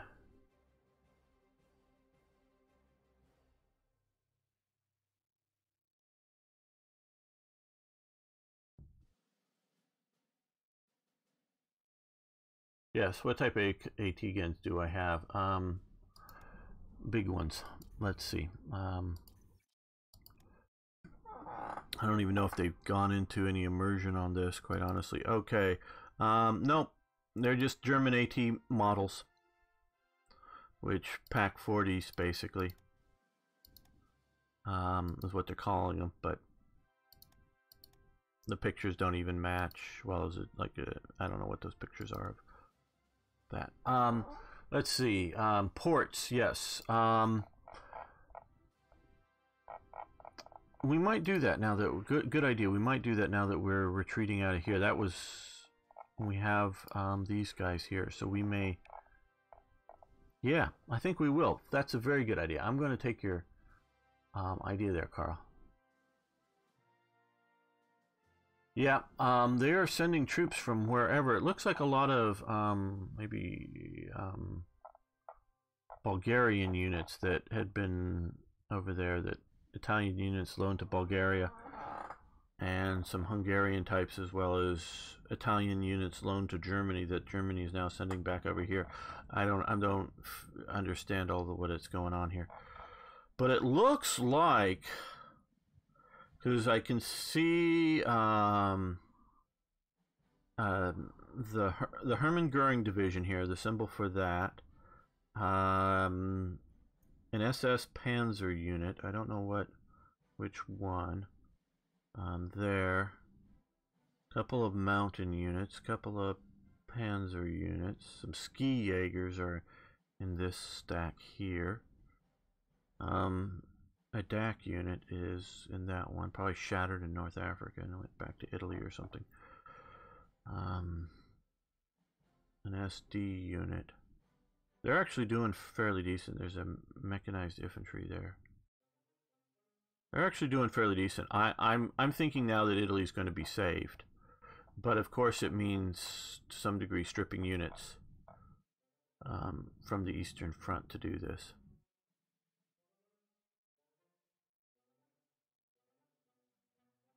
Oh yeah, great movement bonuses.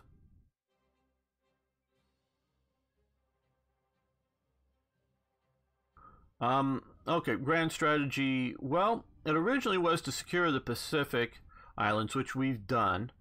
There's still just a couple of remainder here. Take out Australia and sort of secure India. Because Italy's been losing, we are pushing into here primarily to deflect the British somewhere else. We were trying to save, and well, look at here. It's been a little while. The U.S. has pulled out of North Africa. God love the AI. This whole pocket was completely without any supply. The British actually had pulled out some more units. I thought this pocket was going to die. They had taken Tripoli, but I guess because of the North African landings, they've pulled out. There's the big red one, the 1st Infantry Division. Or is it because this is French territory now and they've got U.S.? I don't know. We will see. I'm going to, at least for the moment, plan to leave Turkey neutral, and I am in no way prepared to fight the Soviets. But what I am doing is having a lot of Soviet units. This is about, I mean, this is one of the better units here. A lot of Soviet units sit on my border. Most of this border has no connection, meaning that's no infrastructure levels there. So they can't do anything there. We've got them sitting down here on here. And I also have a bunch of cheap militia units here that are sitting here that are, look at all these tank units. Oh my God. There are 60, and there's probably 2 per unit conscription battalion units there. So it's probably 30 units. Well, I see 15 transports, but yeah, so yeah, okay, there's probably 4 per 15 HQs. The heavy armor and the infantry tank armor probably don't have HQ units attached. Oh my God, here's some camels. Can't capture them. So no, I'm not attacking this, but I don't need to attack this. This is economy of force. Oh my God. Because it is having, the AI is dumping so many units to protect against me. and I'm not doing anything to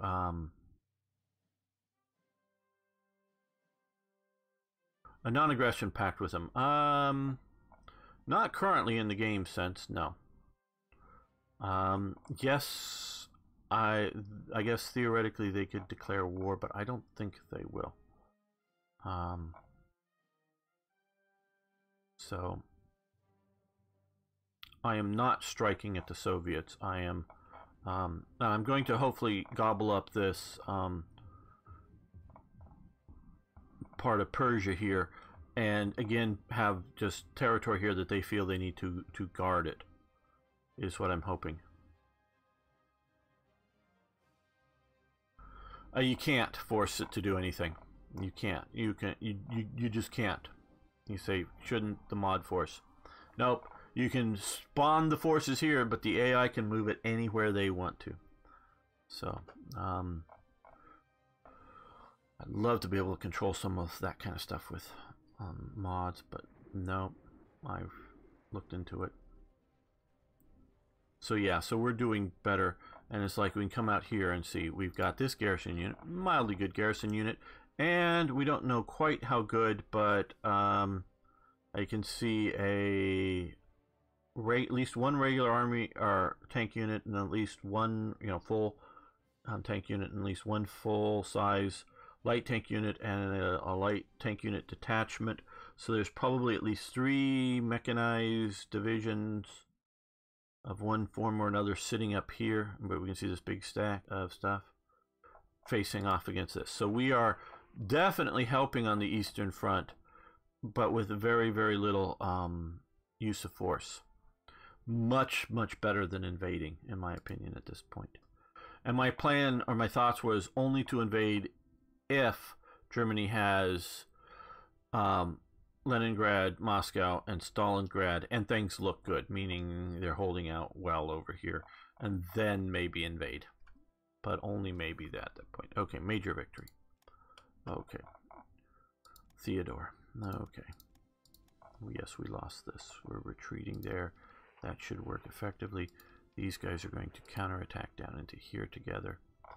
And yes, I'm going to collect our horses and our marines, and we're going to see about invading down here to take out their supplies. I do like that thought. Oh, let's look at Australia.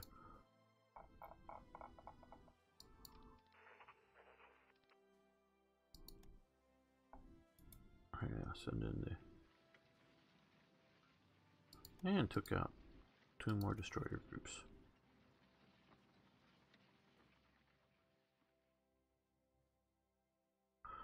I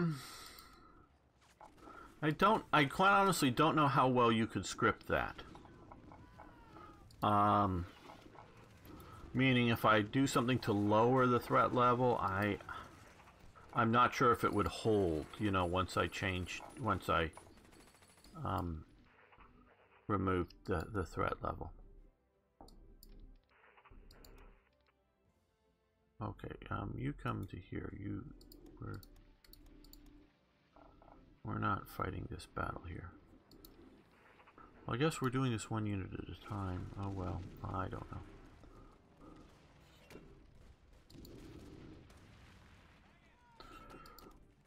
Quite honestly, I'm not sure. I have not looked into modifying threat levels via events. I'm not saying you can't. I just haven't quite honestly looked into it.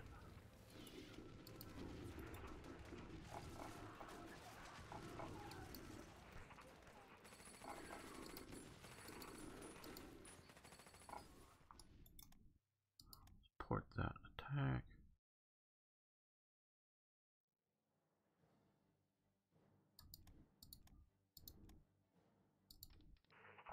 Yeah, keep moving. Retreat out of there. I don't care. Just get out.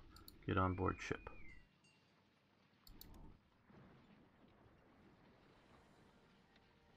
We are running. Okay, gun position 4 engine airplane has improved. That would be under armament.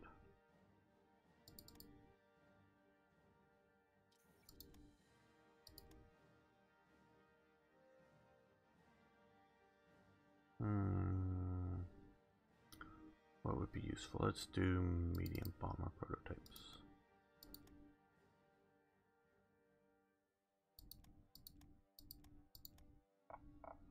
Okay, you guys are here.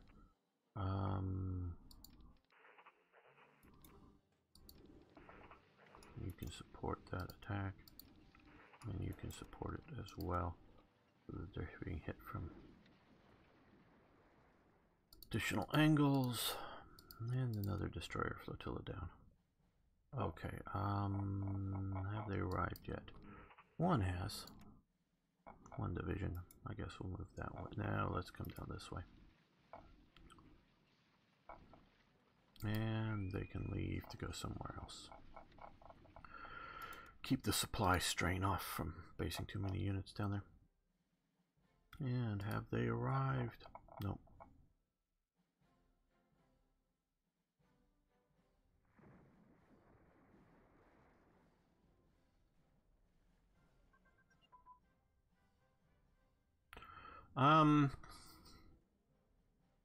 Let's see, I don't know what it has for pocket battleships. We'll look at that in a minute. Okay, amphibious unit training. That would be here, I believe. Yeah. I think we're going to move this up over to industry and steel production.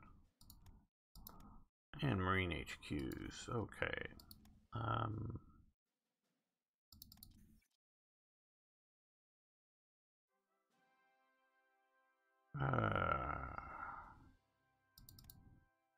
We'll do that. Which that will give us this.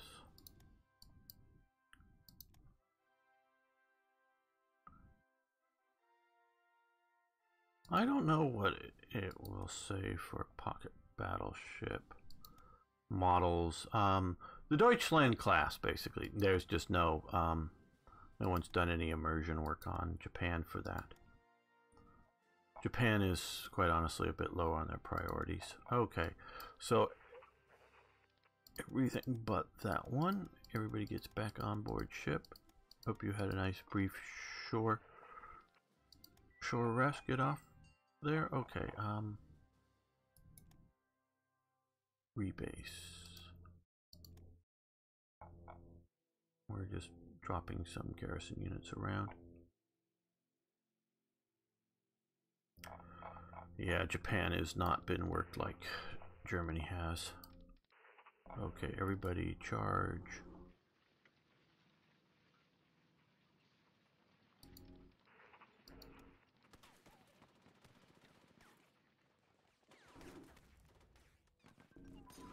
Gun position, twin engine airplanes have advanced. Very nice. Oh, and I want to let everyone know, again, I know many of you do know, that this coming Wednesday, the 30th, I will be, this is mostly for the live chat because I think this will be up after that, I will be guest hosting Slytherine's Twitch channel. The Slytherine, the company who makes many great games. So I will be on there, and I'd love to have you show up. That's 6 p.m. Greenwich Mean Time. Come by, say hi if you can. Okay, twin engine gun position, which is this one. Okay, and that we're going to move to light bomber prototypes.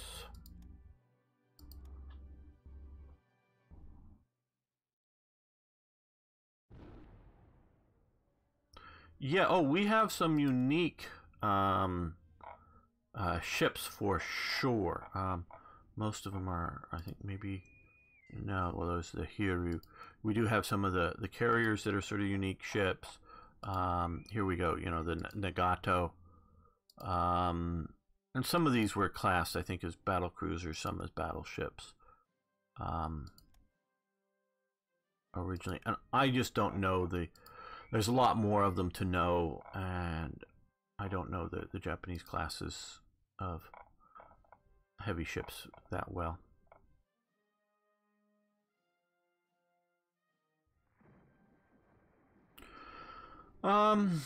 Yeah, I don't know the ship names for those. I know what you're talking about when they converted over some battleships to semi-carrier type operations. Hey, Daniel.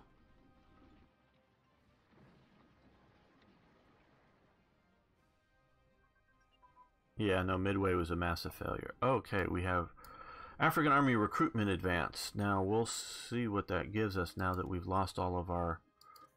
can we even do that anymore? Oh, we could do Indian Army recruitment. Ooh, boy, boy, boy. We've finally got the right city to do that. So we're going to be doing that. We'll let this go for the moment, though. I don't know what that'll give us. Okay, well, nothing at the moment. Maybe thinking before we retreated out of here, we could pick up some African recruits. No, I guess not. Okay, get on. No, get on board the ship. Rebase to here.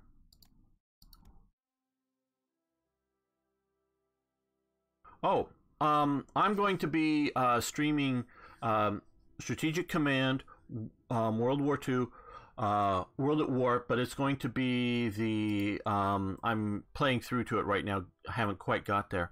The Barbarossa start. So I'll be starting with that game, starting Barbarossa, and it's the World at War version, so it's the global version of Strategic Command. And so I'll be, and leading up to it, there'll be another episode coming out on that series at noon today on my channel. I'm hoping to get all of them released beforehand. So, yeah, Midway wasn't a failure. Midway was a complete and, of course, total failure.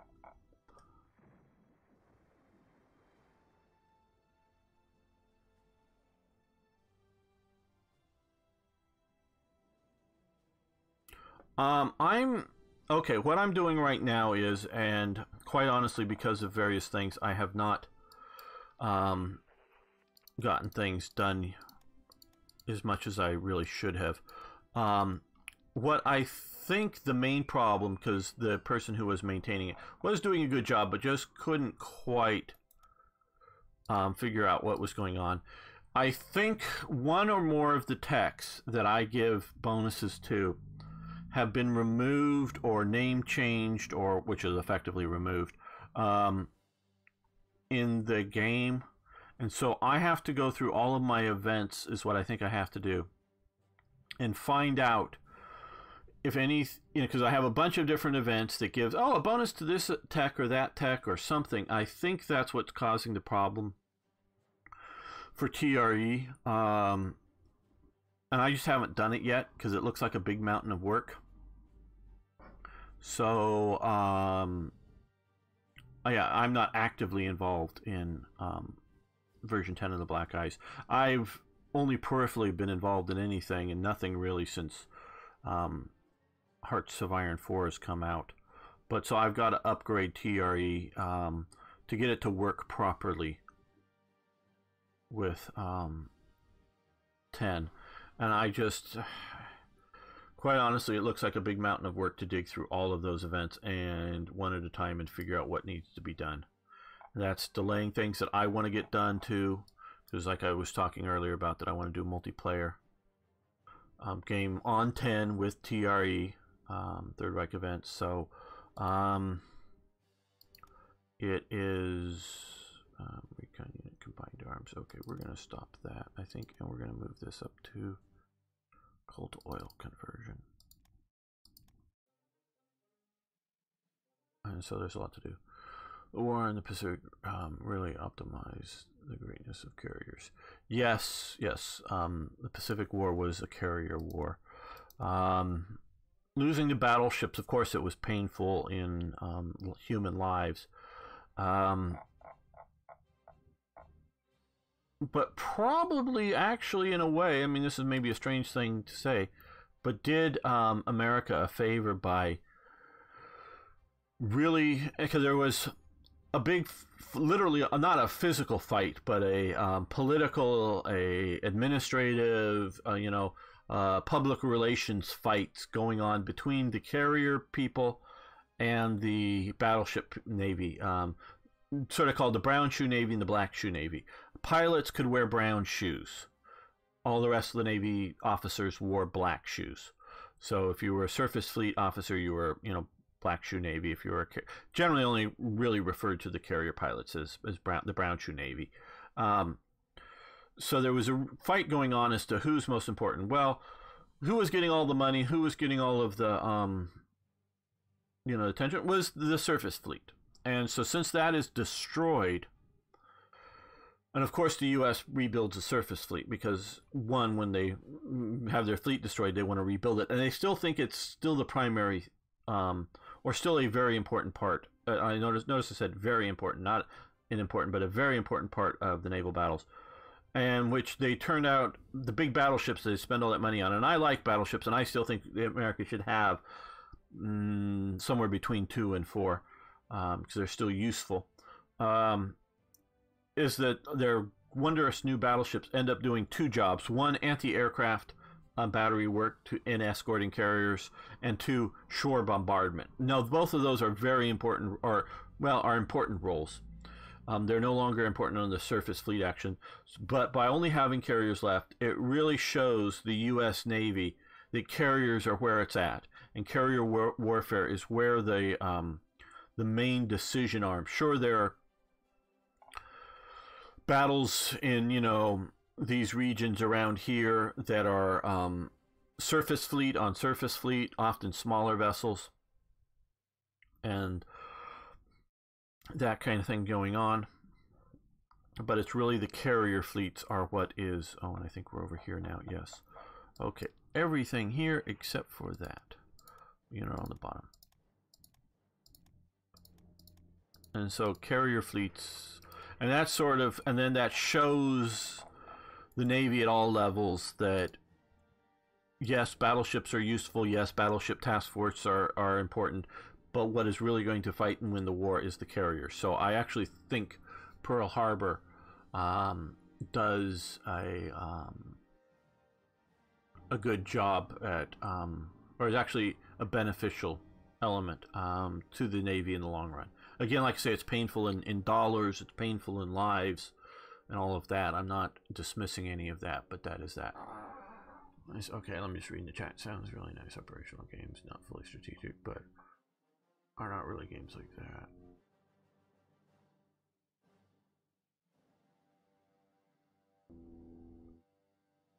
This is Japan lost the. Yeah, oh yeah, you're absolutely right, Daniel. The second, December 7th, 1941 is when Japan loses World War II. Partially just on the surprise attack, but.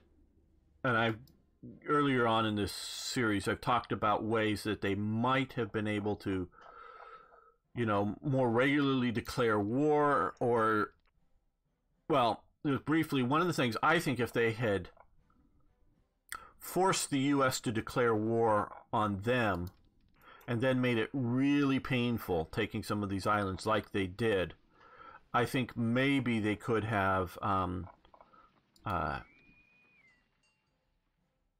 convince the American people that it wasn't worth fighting. Maybe. I'm not saying they would have. I'm just saying it's the only thing. Had they not attacked the Philippines, gone after Malaya to be able to secure Indonesia, okay, and then have the U.S. decide, okay, this is too far, we're declaring war on you, and then have ready to go invasion fleets and attack forces and all of that kind of stuff. Maybe they could have fought the U.S. to a standstill enough that the people wouldn't have the stomach to continue the fight. Maybe.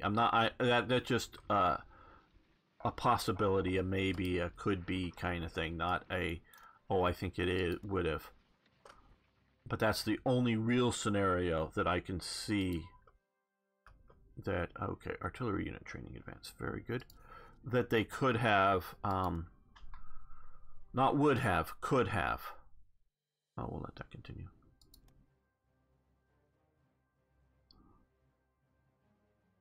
Oh yeah, oh, absolutely right, Daniel. They had a thing for it. They used that in starting the war with the Russians. The attack on Port Arthur was a surprise attack, basically without a declaration of war. You're absolutely right. It was not in the Japanese mindset. But I'm just trying to analyze, because that's partially my job as a war gamer, if nothing else, because we game out the wars. The reasonable what ifs. Well, what could we do that would do this? What could do that? And that's where I get my thinking from. Is that's the only thing I can see that could do this. But you're absolutely... we need to pay more attention over here. Okay, okay, you're about ready to collapse, so you come up here. You attack here.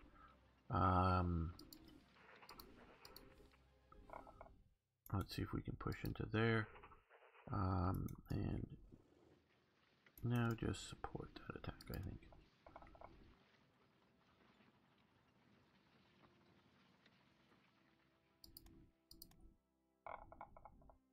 And here, let's support this attack.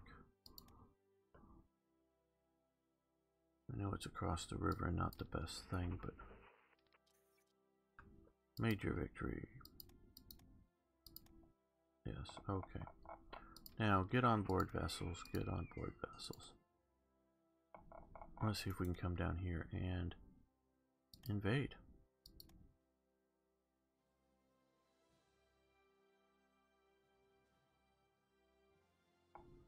And to sort of distract from that, let's counterattack into these light armor here. They're okay for the moment.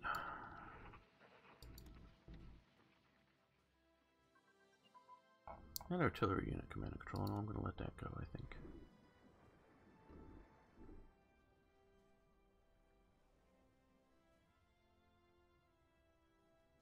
Yeah, well, I would agree with the term inability. They really, yeah, they could have coordinated things a little better, no doubt. And I'm not disputing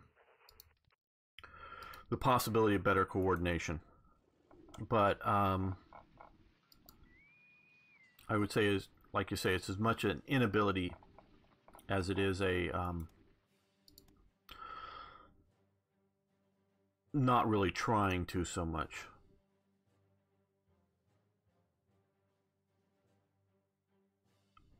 No, they can't. That's some of my thinking. They get near it, but they can't actually get there.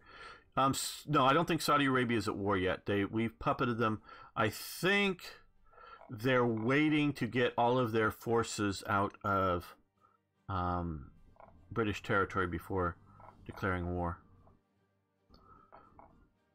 Well, it looks like the Americans have given the French some units. And hopefully these guys are doing better here. Don't know why the German... Okay, well here they're coming here to take that out.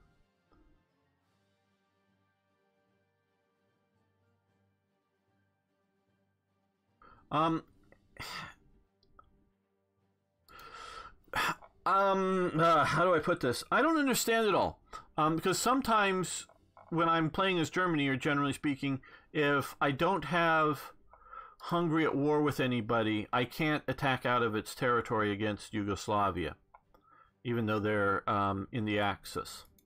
I don't know if it's a combination that these guys are a puppet and they're an Axis member, or if there's something else going on, but sometimes it allows attacks out and sometimes it doesn't, and I don't have a clear, and I don't know if there is a clear definable, oh, this is why or not, or some such thing like that. Oh, no, I didn't do that right, did I? No, okay, that, we don't want to leave the police there, I don't think we do. Get on board. Okay, yeah, you guys are there. We left the police there. We probably shouldn't have left the police there. Okay, we're gonna actually come back and grab those police, because I want those police in India, I think, and just leave. We're gonna head back that way anyways. Leave the garrison unit there. So I don't have a strong rhyme or reason as to why I sometimes can and sometimes I can't attack out of not at war but friendly territory kind of stuff. There's probably something, but I don't know. Okay.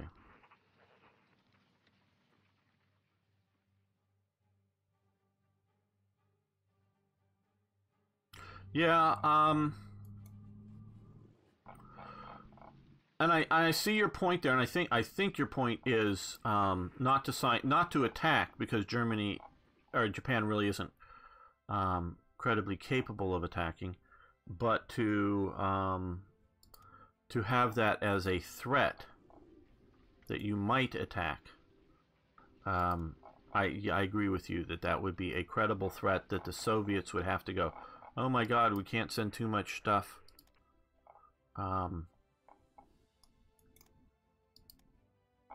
West, because of Japan may attack us, kind of thing. So that I can see and agree with. Nope, we're battling the Americans here, it looks like. Okay, the Battle of the Red Sea. We've got the Taiyo and the Churo pocket battleships, and we're going against, oh boy, 3 CVs and oh, the Brooklyn's actually a pretty cool ship, yeah. Okay, and well, those are just landing craft.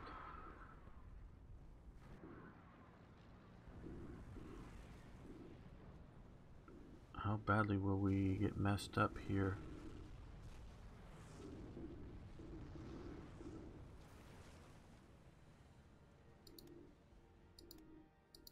Okay, we've won. We didn't lose anything to ships, though we got our CAG sort of messed up a bit.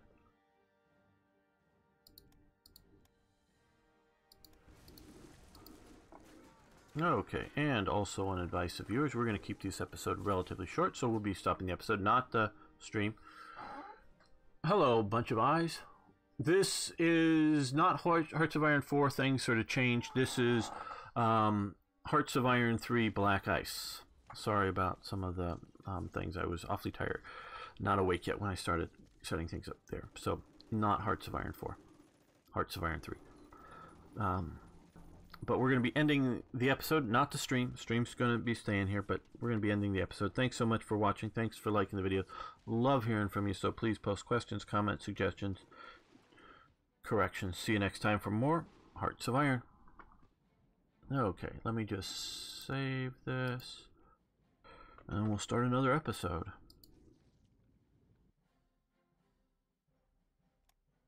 Okay.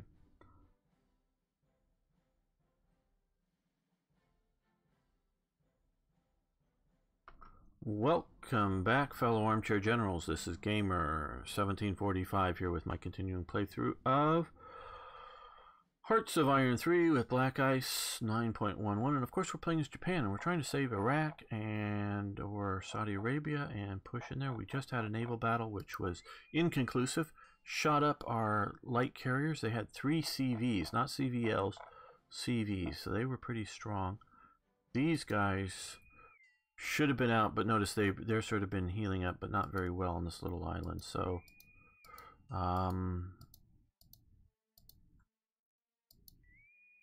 yeah, let's see about putting you to sea. Yeah, we can come out here. Convoy rating, passive. I should pay more attention to these guys. Okay, you come back over here where we can get bigger ports, better repair. We overstressed this small port. The Taiho, yeah, they're just too shut up. We need to get you repaired.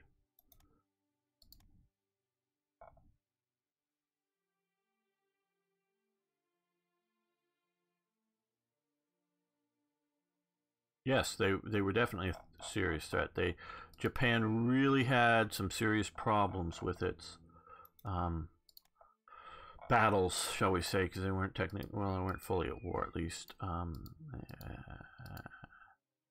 Yeah, we'll get you out too. Hopefully they'll all escort out in a group. Took serious losses to the Soviets.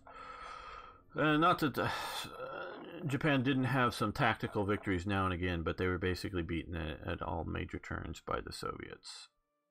Okay. Well.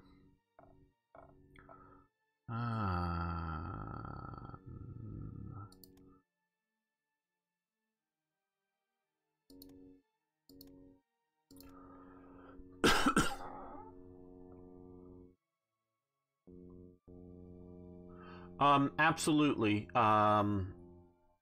They could have done a. Japan did very poorly at commerce raiding with submarines, maybe commerce raiding in general. Oh yes, it would be. That's why I have built an air base there. Six Eyes, I guess we'll call you Six Eyes. Maybe, but we'll see a bit later. I don't know.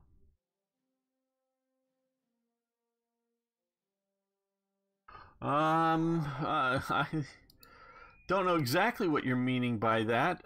Turns Hearts of Iron 4 into 3. I would be fascinated by it. Uh-oh, another battle here. Oh, our CAGs are going out, or their CAGs are coming after my ships as we run away. Oh, please don't sink anything. Okay, well, now we are battling the CVs again. Don't know where they're going, if they're looking for us. We're trying to get out of here. I think we're just going to delete that invasion because we're not prepared for that invasion. Invasion's a good idea. Yes, they were also very poor at anti-submarine warfare. You're absolutely right. Okay, we have lost a pocket battleship, which I'm not surprised at, and but we've taken out a CV and a destroyer and a landing craft. But we are going to keep running away. No, not you guys. Hopefully you still have the transports yet, so the units aren't dead. Okay, keep going. Once you're here, okay, keep going, keep going. We're going to run away real fast. Run away. Yeah, well, the Japanese tanks, yeah, well, none of them were good, that's for sure. They were okay-ish, which is a little better than sucks if you're talking about anti-infantry roles, but battling other tanks, you're absolutely right. They weren't any good at that. They're getting reorganized and they're pushing there, that's good. Okay, so now they're counterattacking up to there, but we've got that handled with troops. This pocket's being reduced. No, you stop going that way. You come down that way. You guys come here.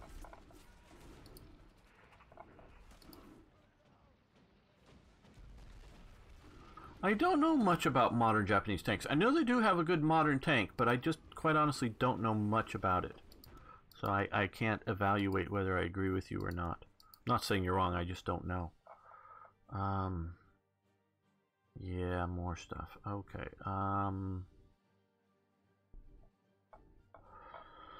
Well, let's go for another good armor division. No.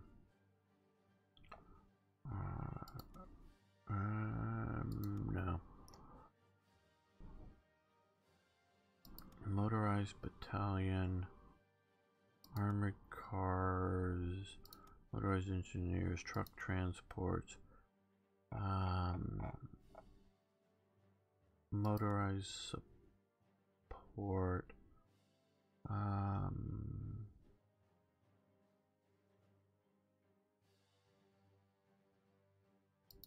yeah, regular artillery and an HQ. I don't know that we may substitute a better one later on, but that will help battle the Americans.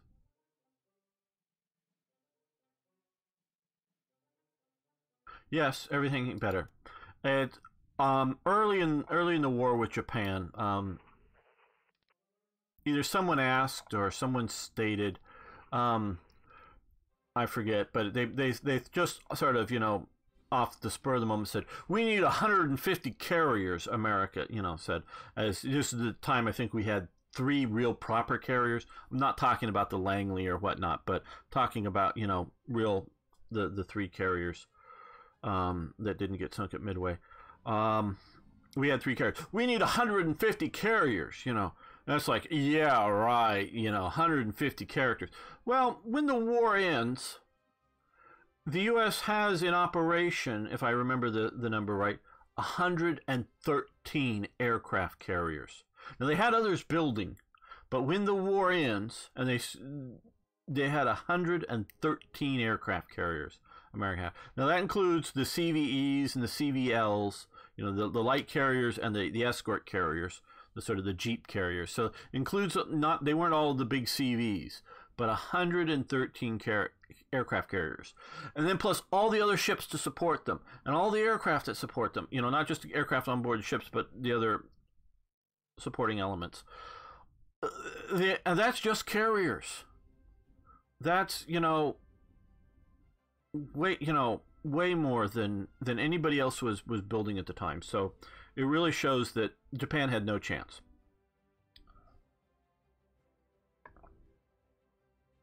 Neither really did Germany.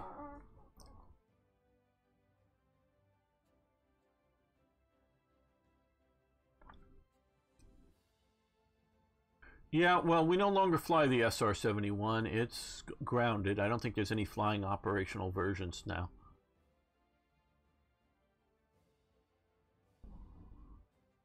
Yeah, Japan really could use tanks, and they did use them. They used them in the Philippines invasions and other ones. I recently read an article about the American tanks that fought the Japanese tanks in the Philippines. And it was interesting. It was actually one of the elite American armor units was sent out there to the Philippines. They got there just like a month or so, maybe 2 months before the war breaks out. They're not released any gasoline of any amount to train with their tanks. So they're from, you know, somewhere in the center part of America. So they're not used to driving around in the Philippines, you know, the terrain and such. So they have no gasoline to do so. They're all the Stuart light tanks.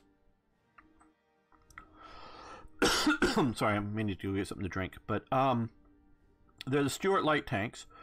So they have the 37 millimeter guns. They're issued no high explosive rounds are sent out, only armor piercing rounds. And so they get out there with these tanks. They don't get to train with them. They sit there, and then the Japanese invade. And there are a few still fighting into the last days of the Luzon, you know, the peninsula there. Into the last days of that. They actually get a hold of some other 35 millimeter, I forget, was it Japanese ammo or somebody's ammo, and shove it, you know, the projectile, and shove it into the casings that they had to make up some sort of homebrew high explosive rounds that are somewhat effective. But it's a miserable failure because they were just completely, they were really an elite unit, but they were completely unprepared for it, and just no real communication with other forces around. It was just a shambles. Had that unit been effectively trained locally, I mean, it was a really good training unit, you know, trained up in America, but had they been able to get trained up, and it was just a waste, they would have been very effective against the Japanese armor. And I'm not saying they would have won the Philippine campaign, but just that the few companies of tanks could really have changed the way that whole thing was fought. It was really bad.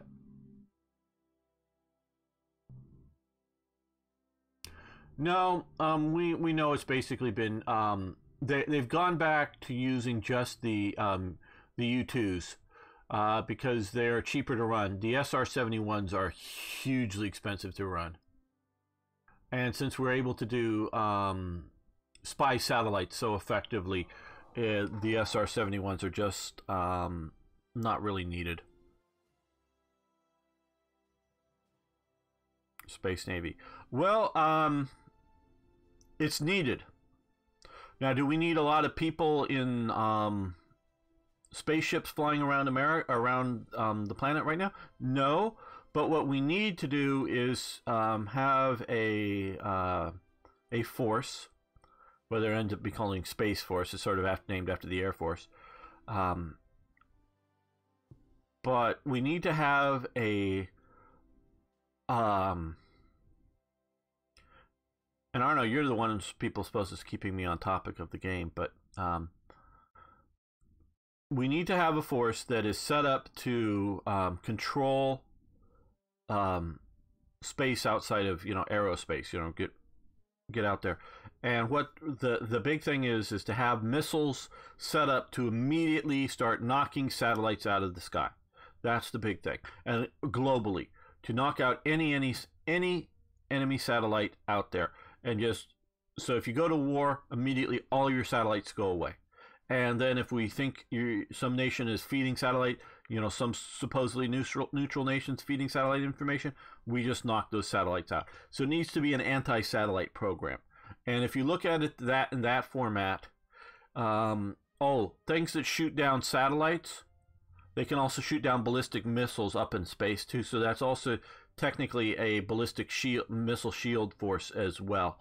So if you look at it in those sort of lights, it's a very important thing. I know a lot of people are making fun of it because it's Trump, but really it's just a Ronald Reagan Star Wars, the SDI, the Strategic Defense Initiative. I'm old enough to remember all of that. They said it was, made jokes about it back then, but it's really just that moving forward, and it's a good idea. Oh, well, they had fuel, IKB, but in the Philippines, but the quartermaster corps or whatever wouldn't release it to the tank company. They wouldn't. No, you don't. No, we're not letting you have any fuel. There was fuel in there, but the company or battalion or whatever that was sent, it wasn't bigger than a battalion. It was a fairly small. I think it was just a couple of companies, not a full battalion, if I remember correctly. They didn't, have a full logistics train, and so they were sort of dependent upon the local U.S. Army establishment, which really didn't. What are these metal things? Kind of like, what good are they? And so they didn't release training fuel. Now, of course, once the battle gets started, they get fuel, but then they come. I think it's maybe this river here. They come up here and get some tanks shot up, but then with one of these rivers, maybe not on this map.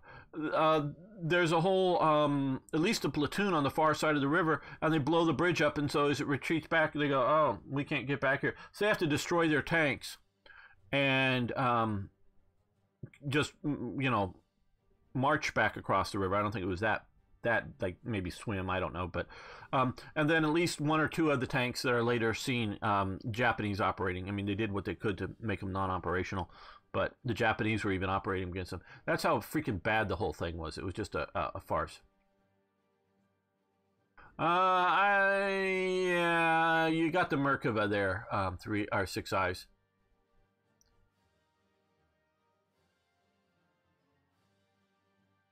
Yeah, that really is Dark Star. The first time I've seen significant American forces. That I have seen some forces out here going after some submarines.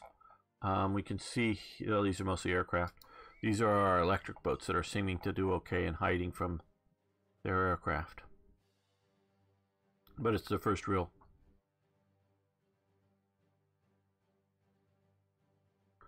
Thanks, Arno.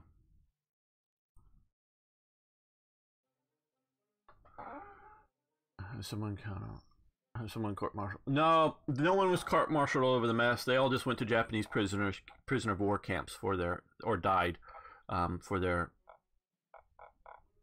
sins, as it were. So yeah, no one to court-martial over that. It was just, yep, we lost. You get to spend the rest of the war in prisoner of war camps, Japanese ones at that. So yeah, that was their punishment. I really feel so bad for the tank crews. One of the early operations was during, I think it was the Tennessee maneuvers or something. One of the major maneuver things. The judges determined that the only way a tank can take out for the maneuvers, at least, so this is what they think in real life. The only way a tank can take out an anti-tank gun is to actually drive over it. And of course, no one had anti-tank guns for the maneuvers, but they had, you know, wooden mock-ups, because the U.S. at that time, like this is 1939 or 1940. I don't know which one exactly this was, but it's in that time frame. The U.S. did not have any anti-tank guns, but I mean, they had field artillery pieces, you know, that could knock out a tank, but no dedicated anti-tank guns. But the only way you can take out an anti-tank gun is by driving over it. And so they drove over them in maneuvers when they could. And obviously the people would run away from it before they drove over it, and they'd drive over some wooden mock-up. But they actually, one of the first kill of a Japanese anti-tank gun, because the Japanese did have some, was to drive over it, although they did shoot some up. So it was just a real cock-up mess with the armor. And it wasn't, in my opinion, the armor, the tanker's faults. It was command's faults at many levels. Oh, you guys need to advance. Oh no, you're still defending. Okay.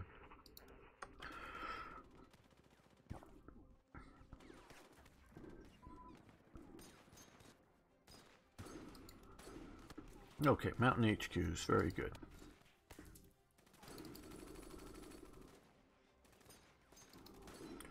We'll do naval HQs, switch that over there, and we'll click here and get some extra HQs, which I'm not using well. I'm using them, but not using them well.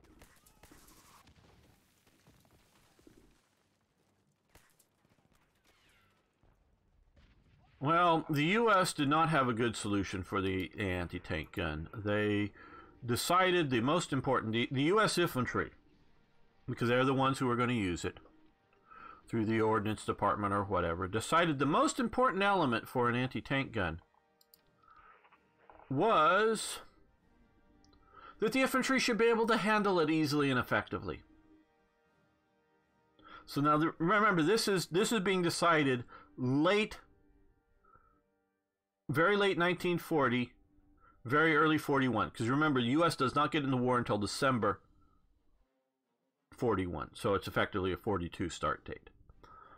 So sometime late 40 / mid to early to mid 41, the United States Army determines the most important element for an anti-tank gun is that the infantry be able to handle it really easily, get it in and out of place and move it around. So they decide that the 37mm anti-tank gun is what they should use.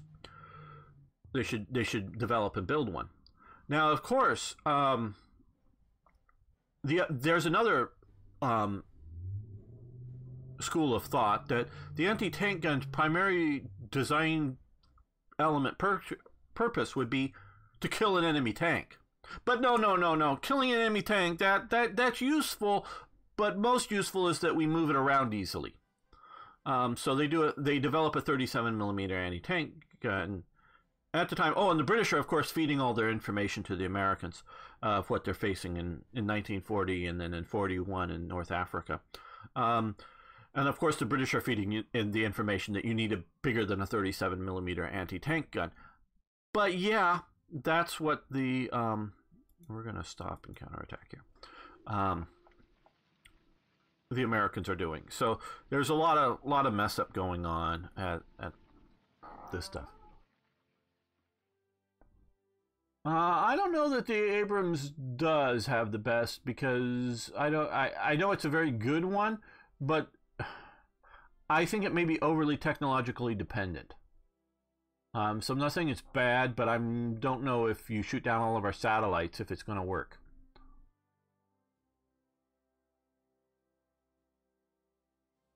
Yeah, I hear what you're saying, and if I if I wasn't worried about the flow, these HQs, some are mountain HQs, I should be better utilizing, and I have utilized some of like the HQs as occupation forces around, and if I was doing that better, it would be better.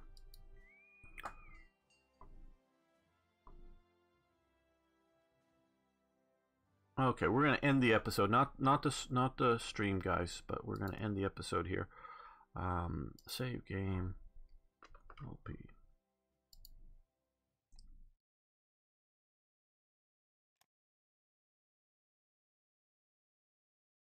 So okay. So everyone watching later on YouTube, thanks so much for watching. Thanks for liking the videos if you haven't already.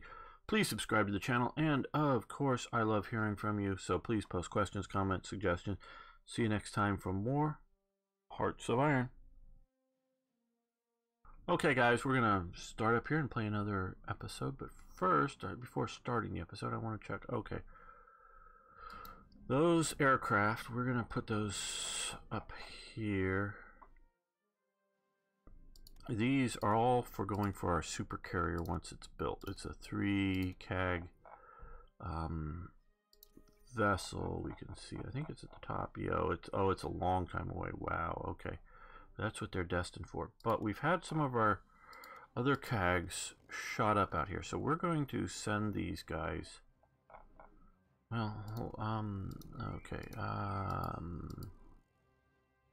Okay, they don't, they're a CVE. Okay, they're doing well for their CAGs. They're doing well. These weren't the ones in the fight, I guess. Okay, they're doing well now. Where are the ones that got shot up? These are the ones. Okay, they've lost all their CAGs, so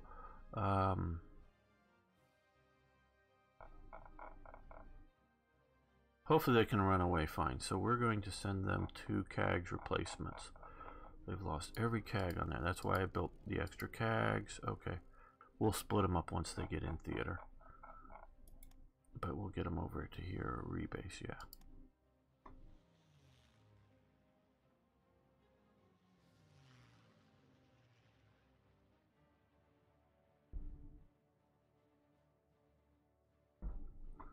Well, the Japanese aircraft, particularly the Zero, of course, is the famous one. Design philosophy was very offensive minded. It was thinking that attack was always going to be the option, and so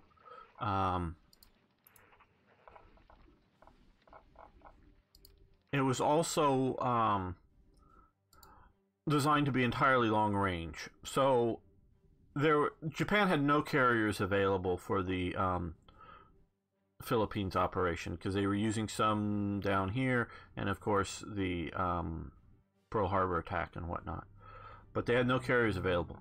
But the Americans thought they did because they were using carrier aircraft, particularly the Zero, but also some carrier bomber types, Nakajima something or others, I don't remember. But they were flying out of Taiwan, out of bases out of here, with drop tanks. And the Japanese really focused on long-range aircraft. So they did everything they can to make those aircraft light enough. So they didn't do all of the redundant systems that the Americans did. They didn't do self-sealing fuel tanks. So they had that technology or not, I don't know. But they didn't put any like armor in the back of behind the pilot's seat. They didn't do anything to increase weight of that aircraft.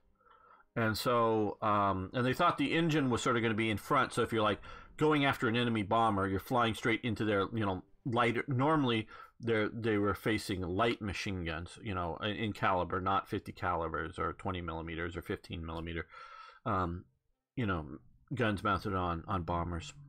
And so they thought they were going to be facing light bullets as they, strafed in at incoming bombers, whether they be, single aircraft bombers with the, single engine, but with a, rear gunner, or whether they were thinking multi-engine bombers. They were thinking they were going straight at them, and so that engine block was going to sort of protect the pilot. Because they had, pilots had parachutes. They had the sense that the pilot was going to survive. But it was going to be, in dogfighting and everything else, it was going to be so offensive-minded that it was just going to be from the front, and they were going to have the fastest aircraft, and so no one was going to be able to come behind them, and they were going to have the most maneuverable aircraft, so no one was going to be able to come behind them, and so that it was just all going to work. And it didn't.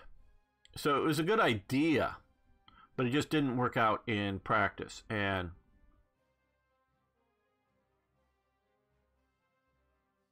yes, and you're absolutely right, Savage Metal. It's air warfare is partly just pure attrition. I mean, it's partly. If If you particularly look at it, which has similar things to naval air combat, is the air war in the desert. Now, these guys they're trying to pull out? Maybe, I don't know. Maybe not. I don't know.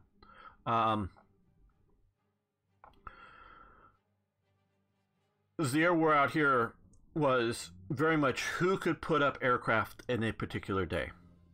And so if the Italians could put up some outdated aircraft and the British couldn't put out any aircraft up that day because they're, aircraft being repaired and whatnot, or at least a part of the day, the Italians would have air superiority for that time because it was, such open terrain. You just needed something that could fly with a machine gun and you could strafe enemy positions. You didn't need good ground attack aircraft. You didn't need good fighters. So sometimes it's just pure numbers can account for it. Now, of course, if you have pure numbers, but the enemy has really good quality, as we can sort of see in some of the, longer going things, you can, over time change the balance. And that's what the British too, but mainly American aircraft does change the balance fighting over Germany. And the Germans just can't match it. They're close. They get near it. They do well, but they're losing the the one-on-ones or whatever you want to call it, not just the pure attrition. So attrition is still a very important part.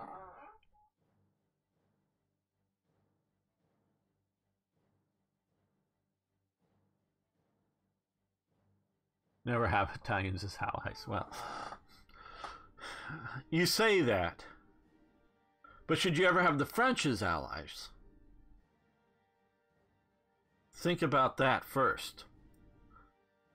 If you were gonna pick, who were you gonna have as allies, Italians or the French?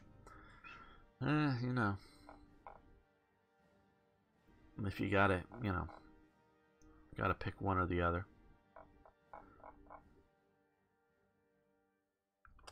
Okay, we gotta restart another episode here. Got the fighters coming, that's what I wanted to do. Okay, let's start another episode. Welcome back, fellow armchair generals. This is Gamer1745 here with my continuing playthrough of Hearts of Iron 3 with Black Ice 9.11, and of course we're playing as Japan. We're trying to subdue Australia. The Australians are fighting back hard.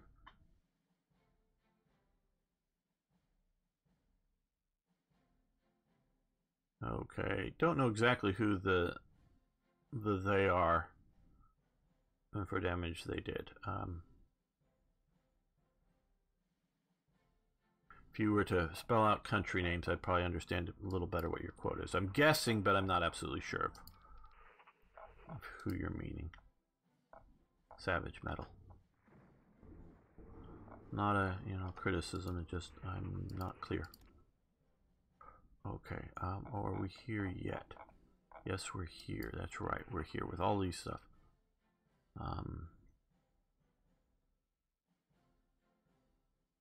Oh no, the French. Yeah, no, the French. Their whole command and control structure was bad. A lot of bad things going on with the French. Let's see, can we put you on board that? Okay, now, well, no, actually, we're going to select all and get off. Get off the ships. Okay, what we're going to do here is grab the Taiho and, I think it's this force here.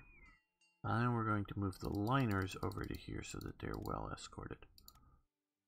Okay, the Taiho is going to turn into an escort for transports.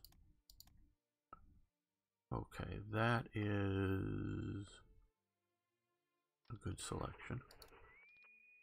Oh, damn it! No, I got him. Oh, come on! I'm hating how I select and unselect. Okay, so you guys go here. Just get out of my face.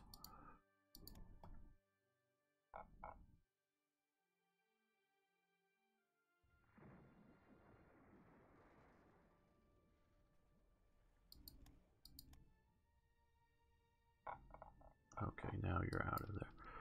Okay. Now that's right. Okay, so we're going to send you up to Basra. I think we should send... Yeah, we should send you to Basra. That's where the main front fighting the British is.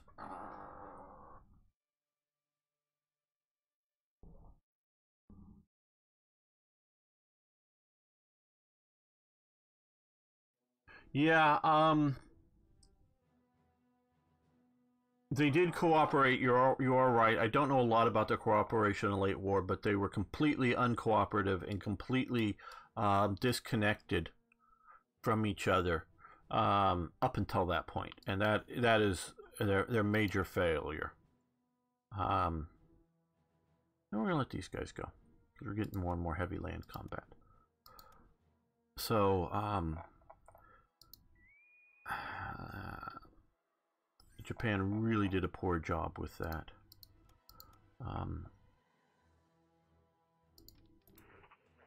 That they maintained.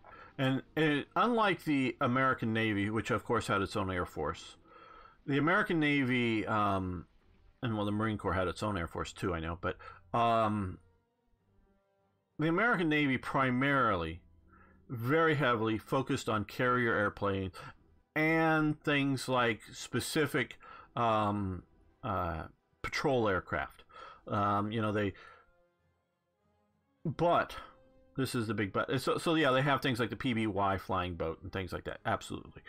But mostly when the Navy was doing land-based aircraft, they bought the same types of aircraft that the Air Force was buying, like the B-25 Mitchell bomber. Now, the Navy version is different, but it's still coming off the same production lines. So one of the versions has a big 75mm single-shot cannon in it. But, so, I mean, there's changes. But where the Japanese Navy Air Force and the Japanese Army Air Force, they both built pure land-based only aircraft. That, you know, neither of them set up, you know, to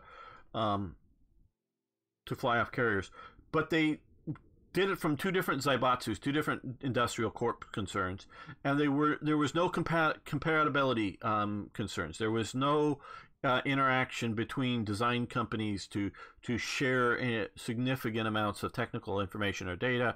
There was none of that going on. So with you know, if the Navy wants to have a you know, a pure land-based aircraft or something, they buy a version of the same thing that the Air Force is flying. And so they're definitely two different things, but really functionally the American Air Force is becoming an independent formation, you know, by the time we're entering World War II, even though it's not really. It's sort of its own thing. Where in Japan, it's the Army's Air Force and the Navy's Air Force, and at least prior to the war with America, they're actually preparing to fight each other, because there is a couple of incidences that the Navy is considering deploying troops into Japan to confront, possibly battle, and likely thinking it was going to turn into a battle.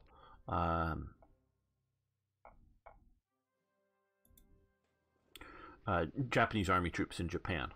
And so obviously they were looking at possibly fighting each other in the air as well. So that's how far it is with Japan. It's just another whole magnitude more than anybody else is out there, more than, you know, the Royal Navy Air Arm or whatever it's called at this time compared to the RAF. It's not just some planes for carriers and some, you know, coastal patrol aircraft or something that's in the Navy's possession. It's its whole Air Force, and it's just non-cooperative.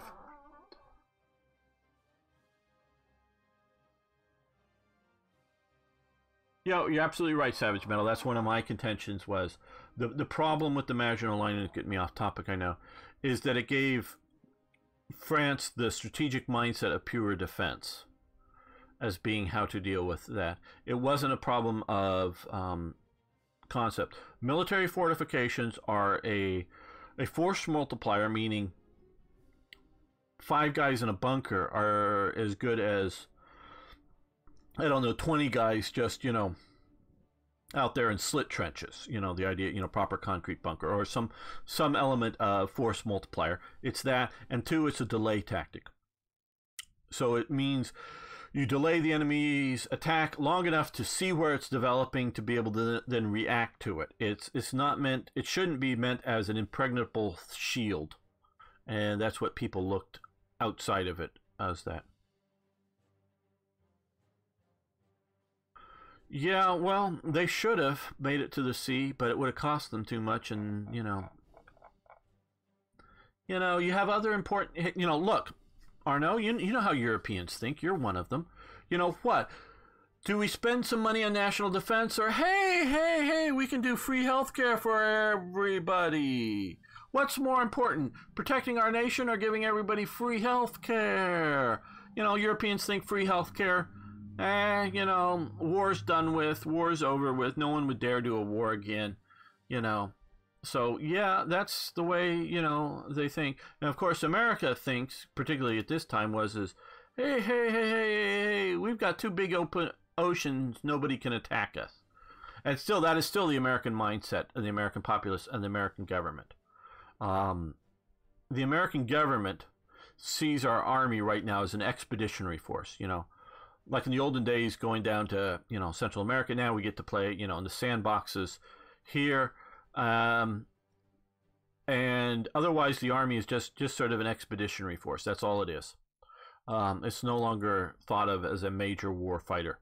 The Navy is to protect America from invasion, so we have a really strong Navy. And the Air Force is to sort of protect us from bombers coming over, the poles from the Soviet Union, which is no longer there, but still, that's what the Air Force is to protect us from. So we very much see our geographical isolation as the reason for not doing it. It's a little different, but actually they didn't go neutral, really, Daniel. They had plans and they coordinated with the French to the point that there was some stage, or very early in 1940. They thought the Germans were invading Belgium, so the French started to move into Belgium, and they go, oops, nope. And they turned around and went back home. Now, they had plans with the French. It was just they wanted to, and the French wanted them to stay neutral as long as they could. They thought they were going to be able to hold basically this province here and here, that with the Ebenemal fortresses and whatnot, and be able to hold that. What they were worried about, let's see, we have big naval, air battles going on up here. Adolf Galland is commanding for the Germans. Good old Dolfo. What they were really sort of concerned about was being flanked through the Netherlands, is what actually did happen.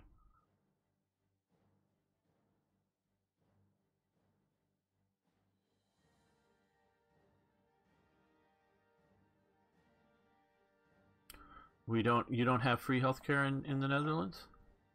I'm shocked. I'm surprised. I thought everybody in Europe had free healthcare. That's what they tell us here in America, that it's only America that you have to pay for healthcare. Wow, I didn't know the Netherlands you had to pay for healthcare. I thought I'd been told that every industrialized, modernized, whatever nation has free healthcare for its people, and so the U.S. should have the same.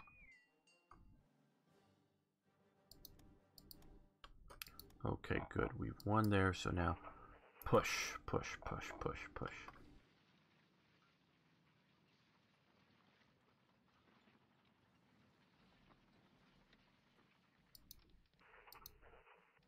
Okay.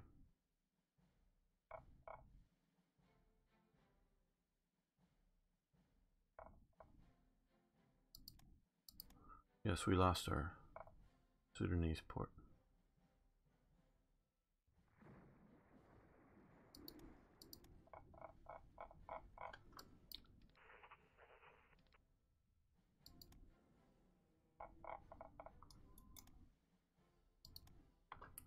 support that attack there. We want to save the capital, because if the capital falls, I think Iraq will quit on us and I'll lose my ally there.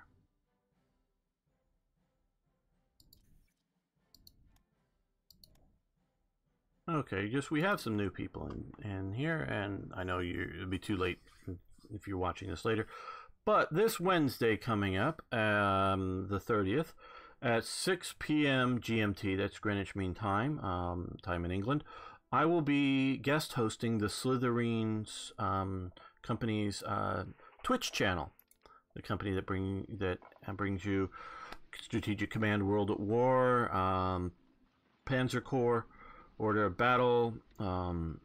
I'm going to be guest host streaming on that, so I'd love to have you join me. I'm going to be playing Strategic Command with the start of Operation Barbarossa, you know, the invasion of the Soviet Union. I'm sure you all knew that, but just wanted to be clear. So I'd love to have you join me if you're going to be around, and so that's 6 p.m. in England. You can figure out where you are on the planet to figure out the time if you can make it. If you guys can make it.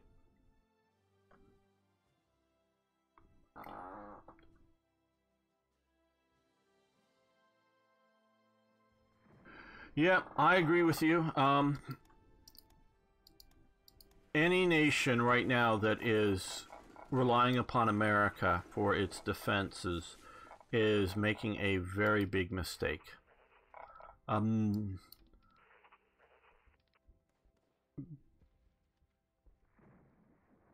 U.S. can be a very good ally, but we change political parties. Things like that happen. Okay, we just messed with some subs or something here.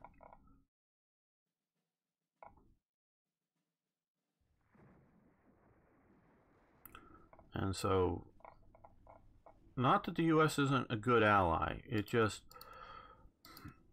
obviously you can see whether things like Vietnam or other things at some point, you can't count on us anymore. Well, Russia shot down a Netherlands, a Dutch airliner not that long ago. That's a bit of a threat. Wouldn't you say, shooting down a Dutch airliner? I would be a little pissed if they shot down my airliner.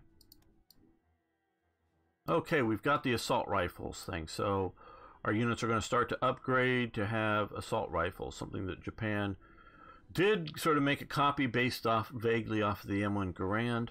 Never put it into any production numbers, but made a, you know, pre-production models, maybe a bit more than prototype, but never really a full production.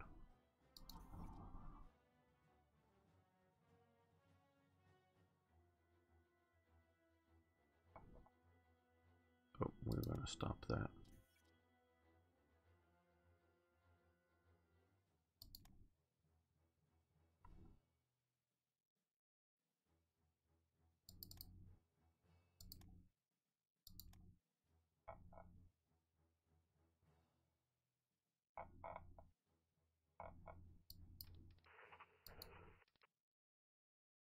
Okay, you guys come this way. You guys come this way.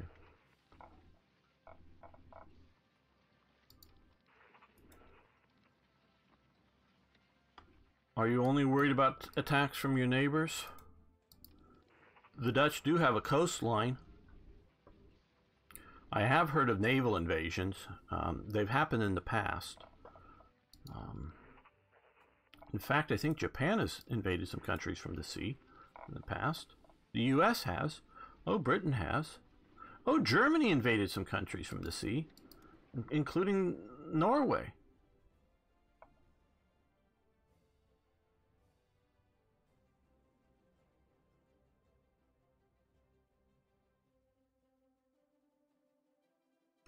Well, but you can also, if you have a military force, you could say, go in and help Ukraine secure the crash site.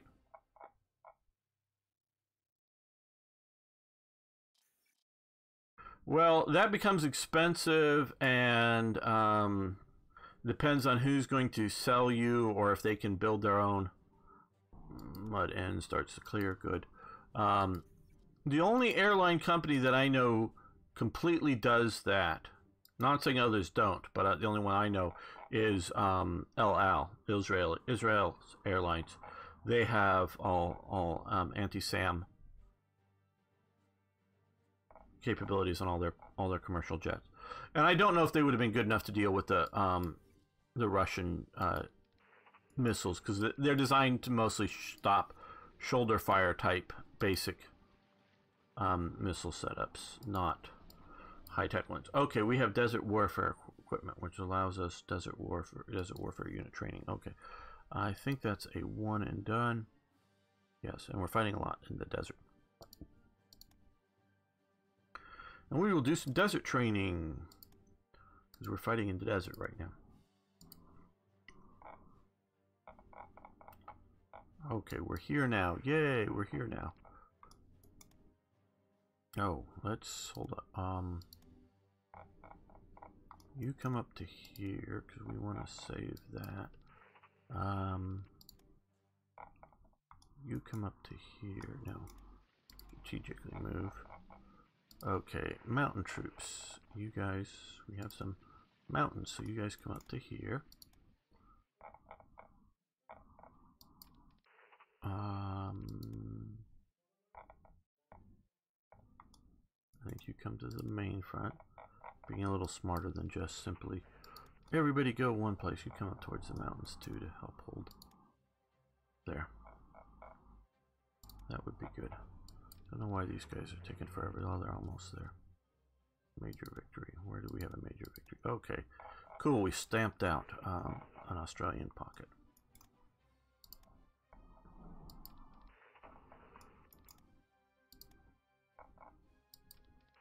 Okay, things are getting better for us in Australia.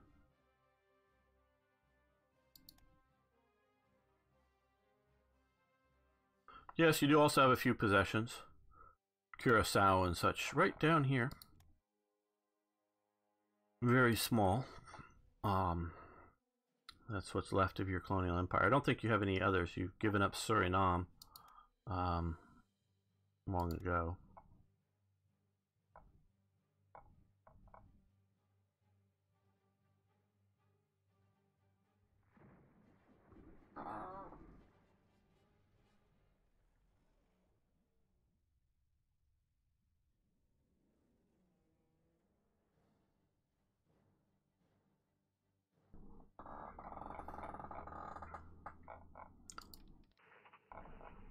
And I do think Arno is meaning to continue to cooperate with other NATO powers, but the Dutch should be better prepared to do so along with everybody else.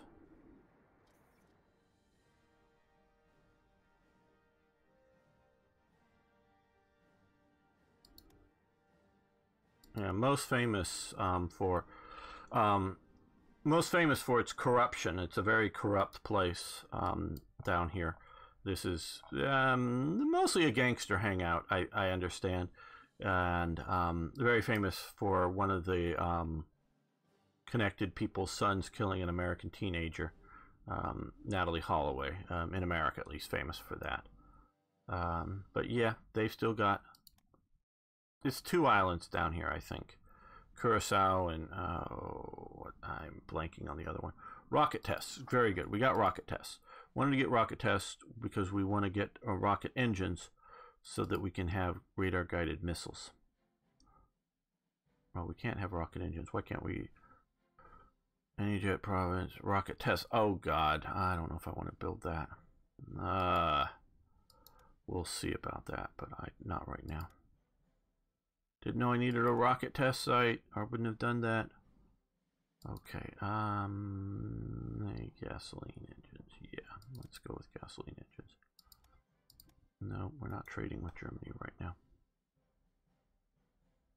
Oh, Aruba. Yeah, that's right.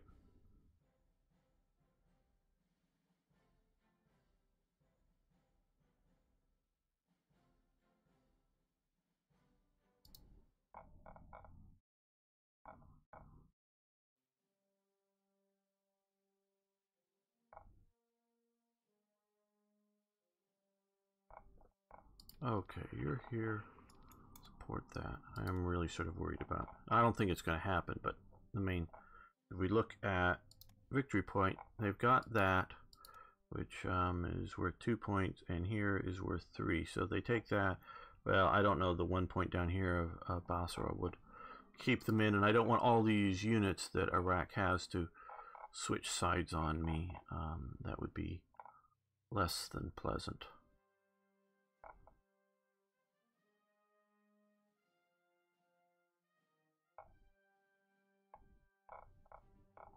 Okay, now.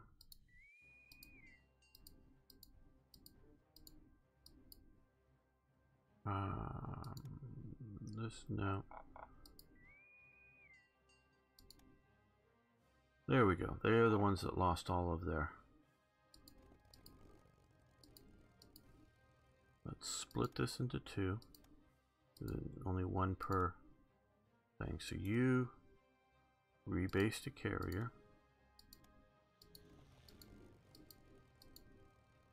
And you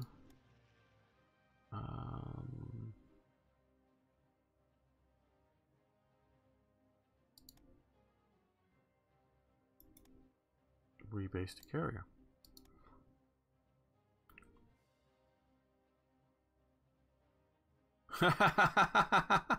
No, wouldn't spend $300 on camels.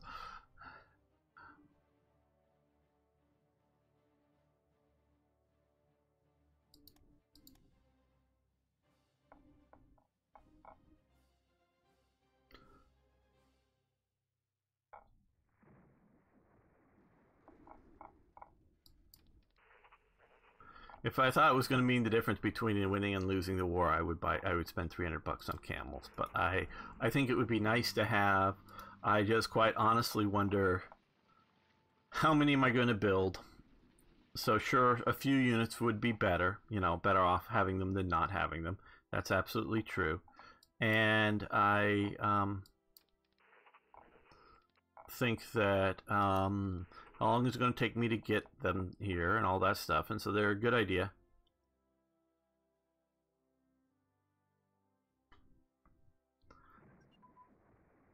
And you're also looking at, you know, if you don't realize it, people, you may have heard of something called the Falklands and the Falkland Island War, when Argentina decided to invade down here. Well,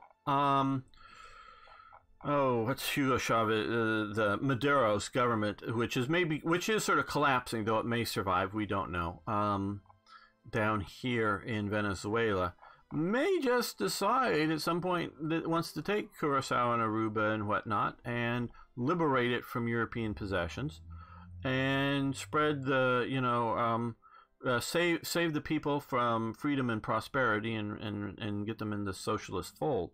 So we could see something like that happen. It's, you know, it's happened before. And if the Dutch look like they have no armed forces, and if it looks like you have a President Obama in power which would do nothing, whether he would or wouldn't, I'm not saying that. I'm saying which it looks like he would do nothing, they might decide to invade. So you don't need a big, huge military garrison down here. You just need to have a big enough force, including the ability to transport that force, so that the Dutch could go, yeah, you invade, we'll come and deal with you.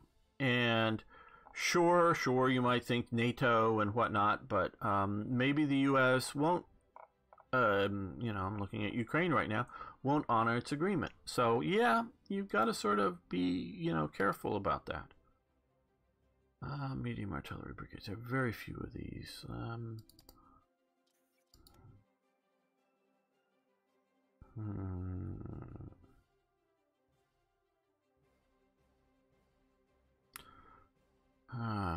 Tremendous firepower. Build cost, yeah, we'll do that.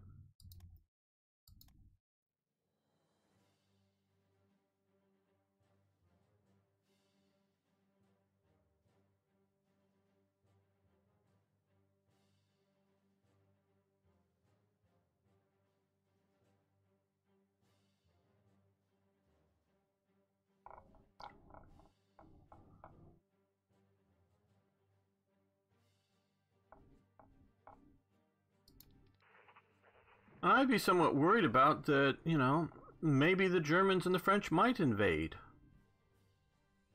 What if just think of this almost impossible thing. What if the Netherlands decides it doesn't want to be part of the EU? You know, what would Germany and France do? I'm serious. What would they do? They might invade.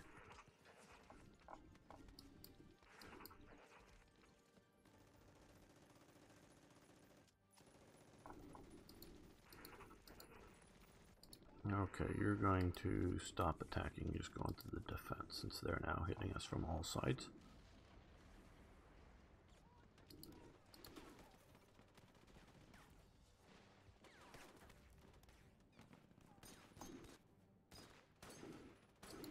And you just go into the defense too, and you as well. I know you're trying to save this force and you're sort of doing it, but... Okay, do we have fighters here that should be up? Yes.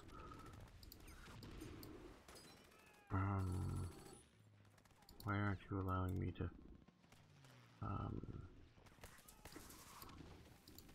No, air intercept. There we go. Go after those American bombers.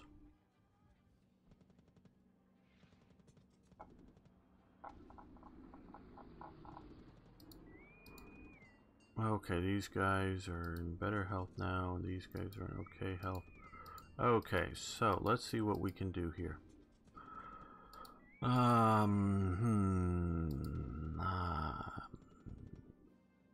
They could use a...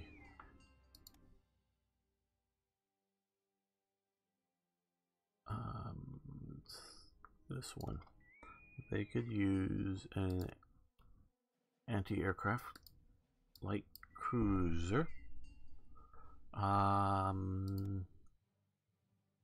They could use a destroyer, the Chitose. They could use a destroyer that were sent out here to sort of help some of these, and just never got really 3 destroyers. Who might we want to attach that to?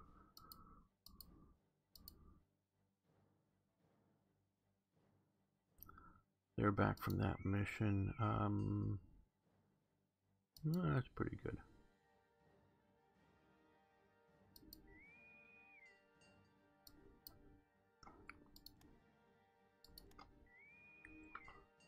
Let's put a couple over here.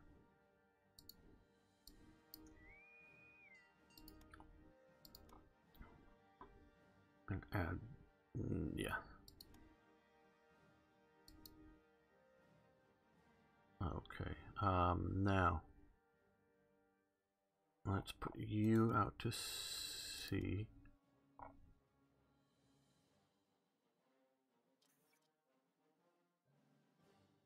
Just so that snowfall increases.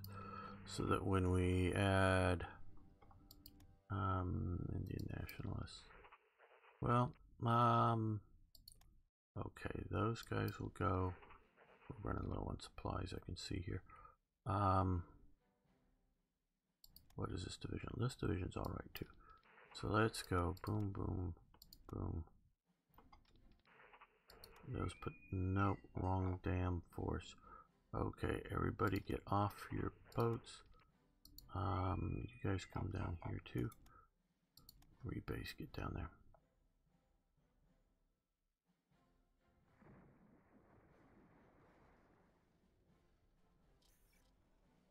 Okay, Hideki Chojo, General of the Imperial Japanese Army, leader of the Taisei Yoku San Kai, and the 40th Prime Minister of Japan, was directly responsible for the attack on Pearl Harbor, which led to the war between Japan and the United States, although planning for it had begun. You will gain an HQ flavor unit representing his. Okay, wonder why we're getting this now and not a long time ago. Okay, cool. Autarky for our economy? No, thank you. Now, can we put all of you on board this ship? Maybe that is our problem. That's what we want to do. Okay, So we've got 3 divisions, and we're going to do an invasion over here. They're going to come to invade. These guys are going to come to shore bombard. Oh, they can't get there. Okay. They can come to here and then shore bombard once they get close enough. I hope these, these are the invasion force. Hopefully these guys have the range to get to here. No, to here. No, okay, so you come here to then move closer. And these guys, we'll send them back to here. And then they're going to go back out over there once I get rid of the passenger ships.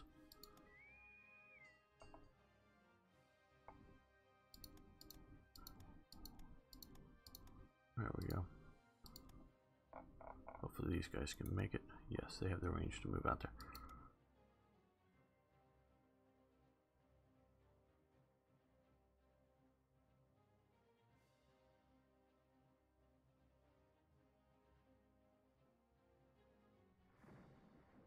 And it was also, Arno's talking from the perspective of the Netherlands because he's Dutch. But you're also looking at collective security.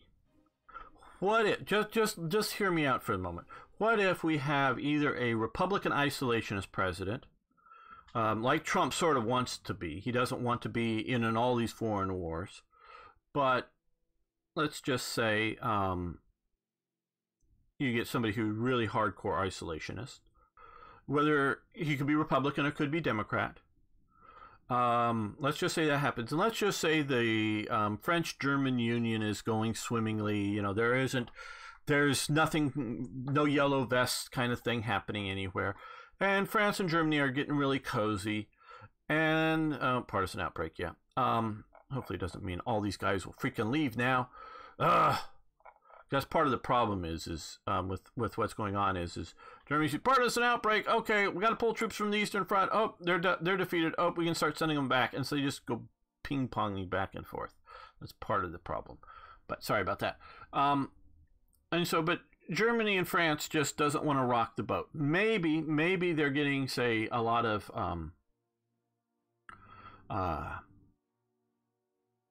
natural gas or oil from Russia or something. And maybe the Netherlands, Belgium, Denmark, Sweden all have a collective security agreement or something and want to say, oh, well, it's not like we want to go expeditionary forces, which I know that Danes did. I don't know if I presume the Dutch sent some troops to Afghanistan, but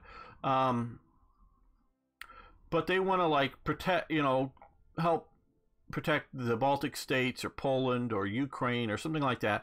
But the French and the Germans just politically say no.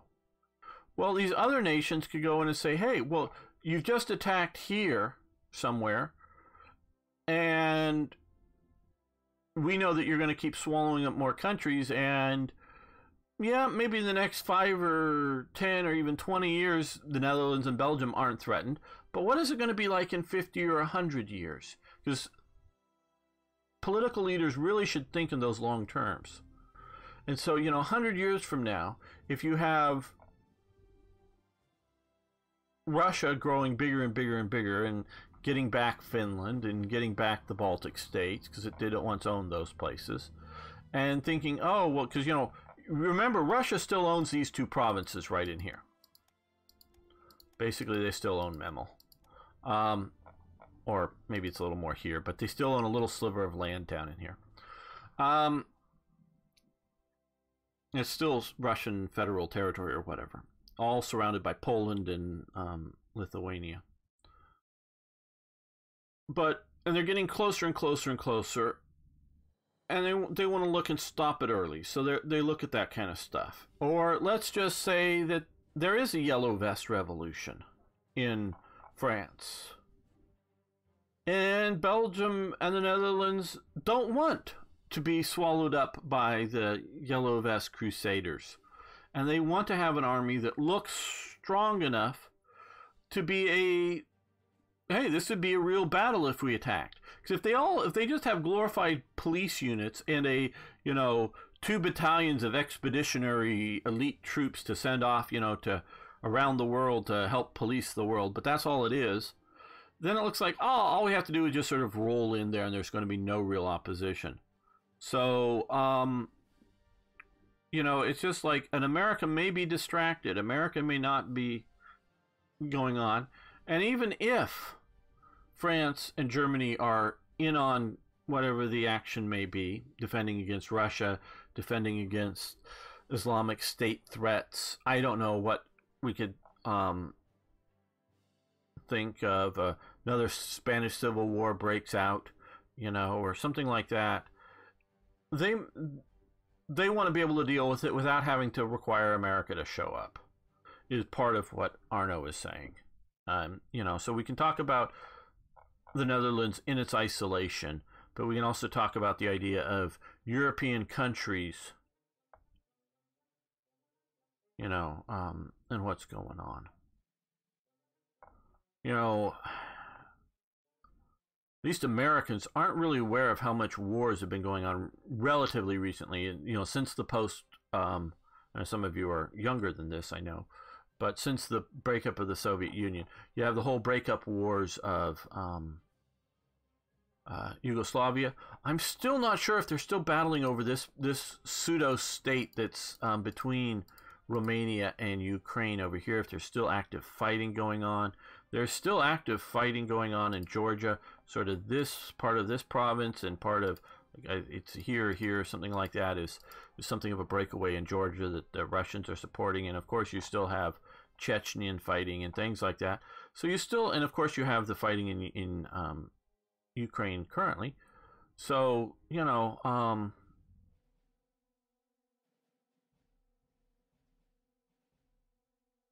it's all that kind of stuff going on that could flare up. That, yeah, you think Merkel isn't going to invade the Netherlands or something, and you're probably right about that, but I don't think it's something that you just sort of presume as being a thing. You don't just take it as, oh, that it isn't going to happen.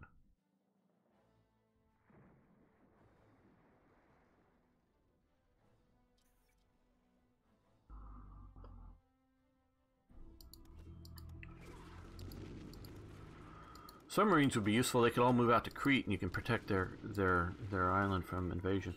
Okay, yeah, let's form the Third Area Army.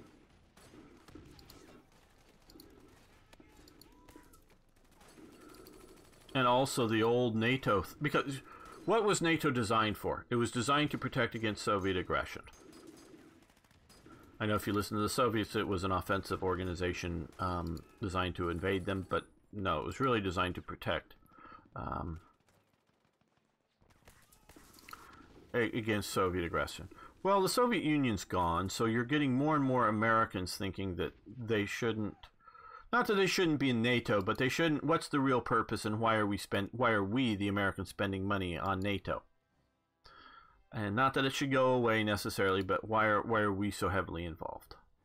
And so you're getting that sort of thought. And so NATO specifically set up to have the navies, particularly of Europe, to have each nation sort of specialize in different naval capabilities, specialties. So a lot of Germans did anti-minesweeping stuff, if I remember correctly, to keep, passages through to the Baltic open and things like this. Instead of having well-rounded navies, have sort of specialized navies, because of course the Dutch and the Belgian and the Norwegian and the German and the Danish navies were all going to be in whatever action. But here's another scenario here. If let's say instead of an airplane shot out of the sky, let's say some terrorists take over a Dutch KLM airplane, and they land it somewhere, in failed state Somalia or failed state Yemen. And they don't trust the Saudis to do a good counter-terrorist rescue team. And America is distracted for some reason. Well, if the Dutch had a nice little pocket-sized navy, doesn't need, big battleships and carriers, but little pocket-sized ships that does have something that can take on and off, helicopters, then it might want to send out a small task force with a small counter-terrorist raiding team and try to rescue the aircraft and not rely upon other people. So, that's kind of thing. No more HQs, the supply tax is building. Yeah, you're right. You're probably right about that. I don't know. I may or may not take your advice on that, Dark Star, but it's good advice. Home front coordination, supply throughput. I don't know.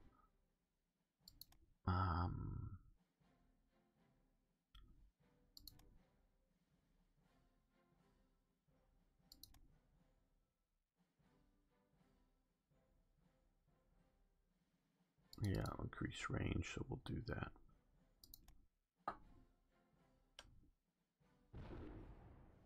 Okay, well, that's where we need some anti-submarine warfare.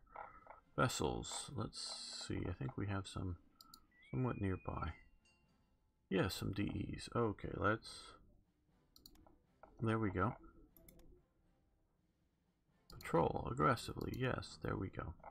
Deal with the American subs up there.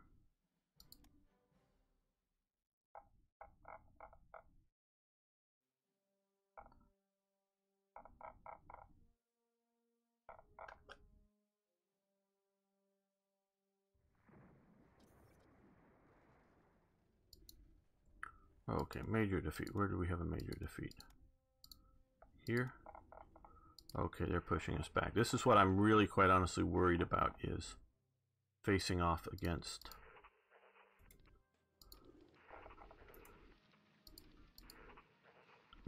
proper European units with my Japanese forces. Okay, you walk the rest of the way, so you walk the rest of the way. And you walk the rest of the way.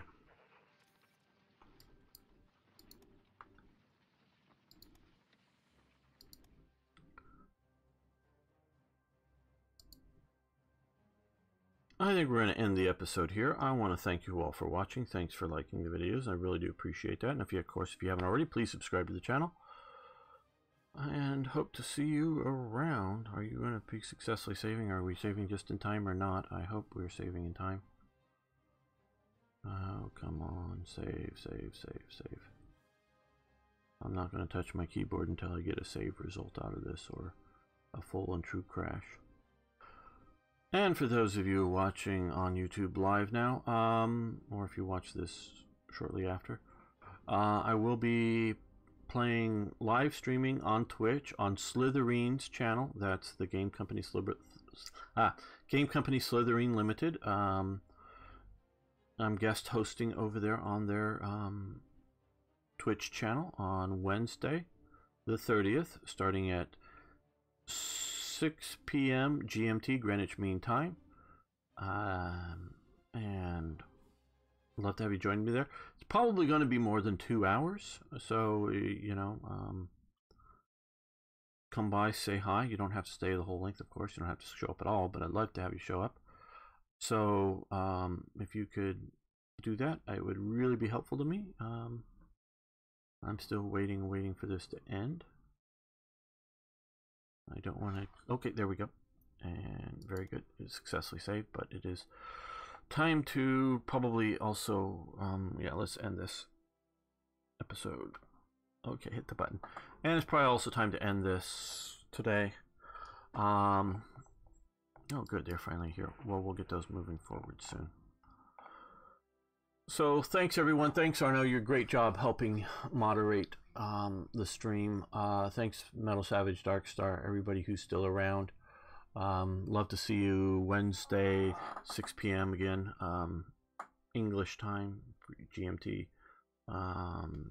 We'll be playing Strategic Command World War II, the Barbarossa start. So you can see me invade Barbarossa, or invade Russia, and you know, it's that kind of hopefully that would be a fun thing to watch to see if we can do it. Seeing the Germans, we're down here, got kicked out. Looks like they're going back. Okay, thanks everyone. See you there. See you Wednesday, or of course, coming up Saturday, I'll be live on Twitch, and Sunday I'll be live back here now. Live back here on YouTube Sunday, roughly this time.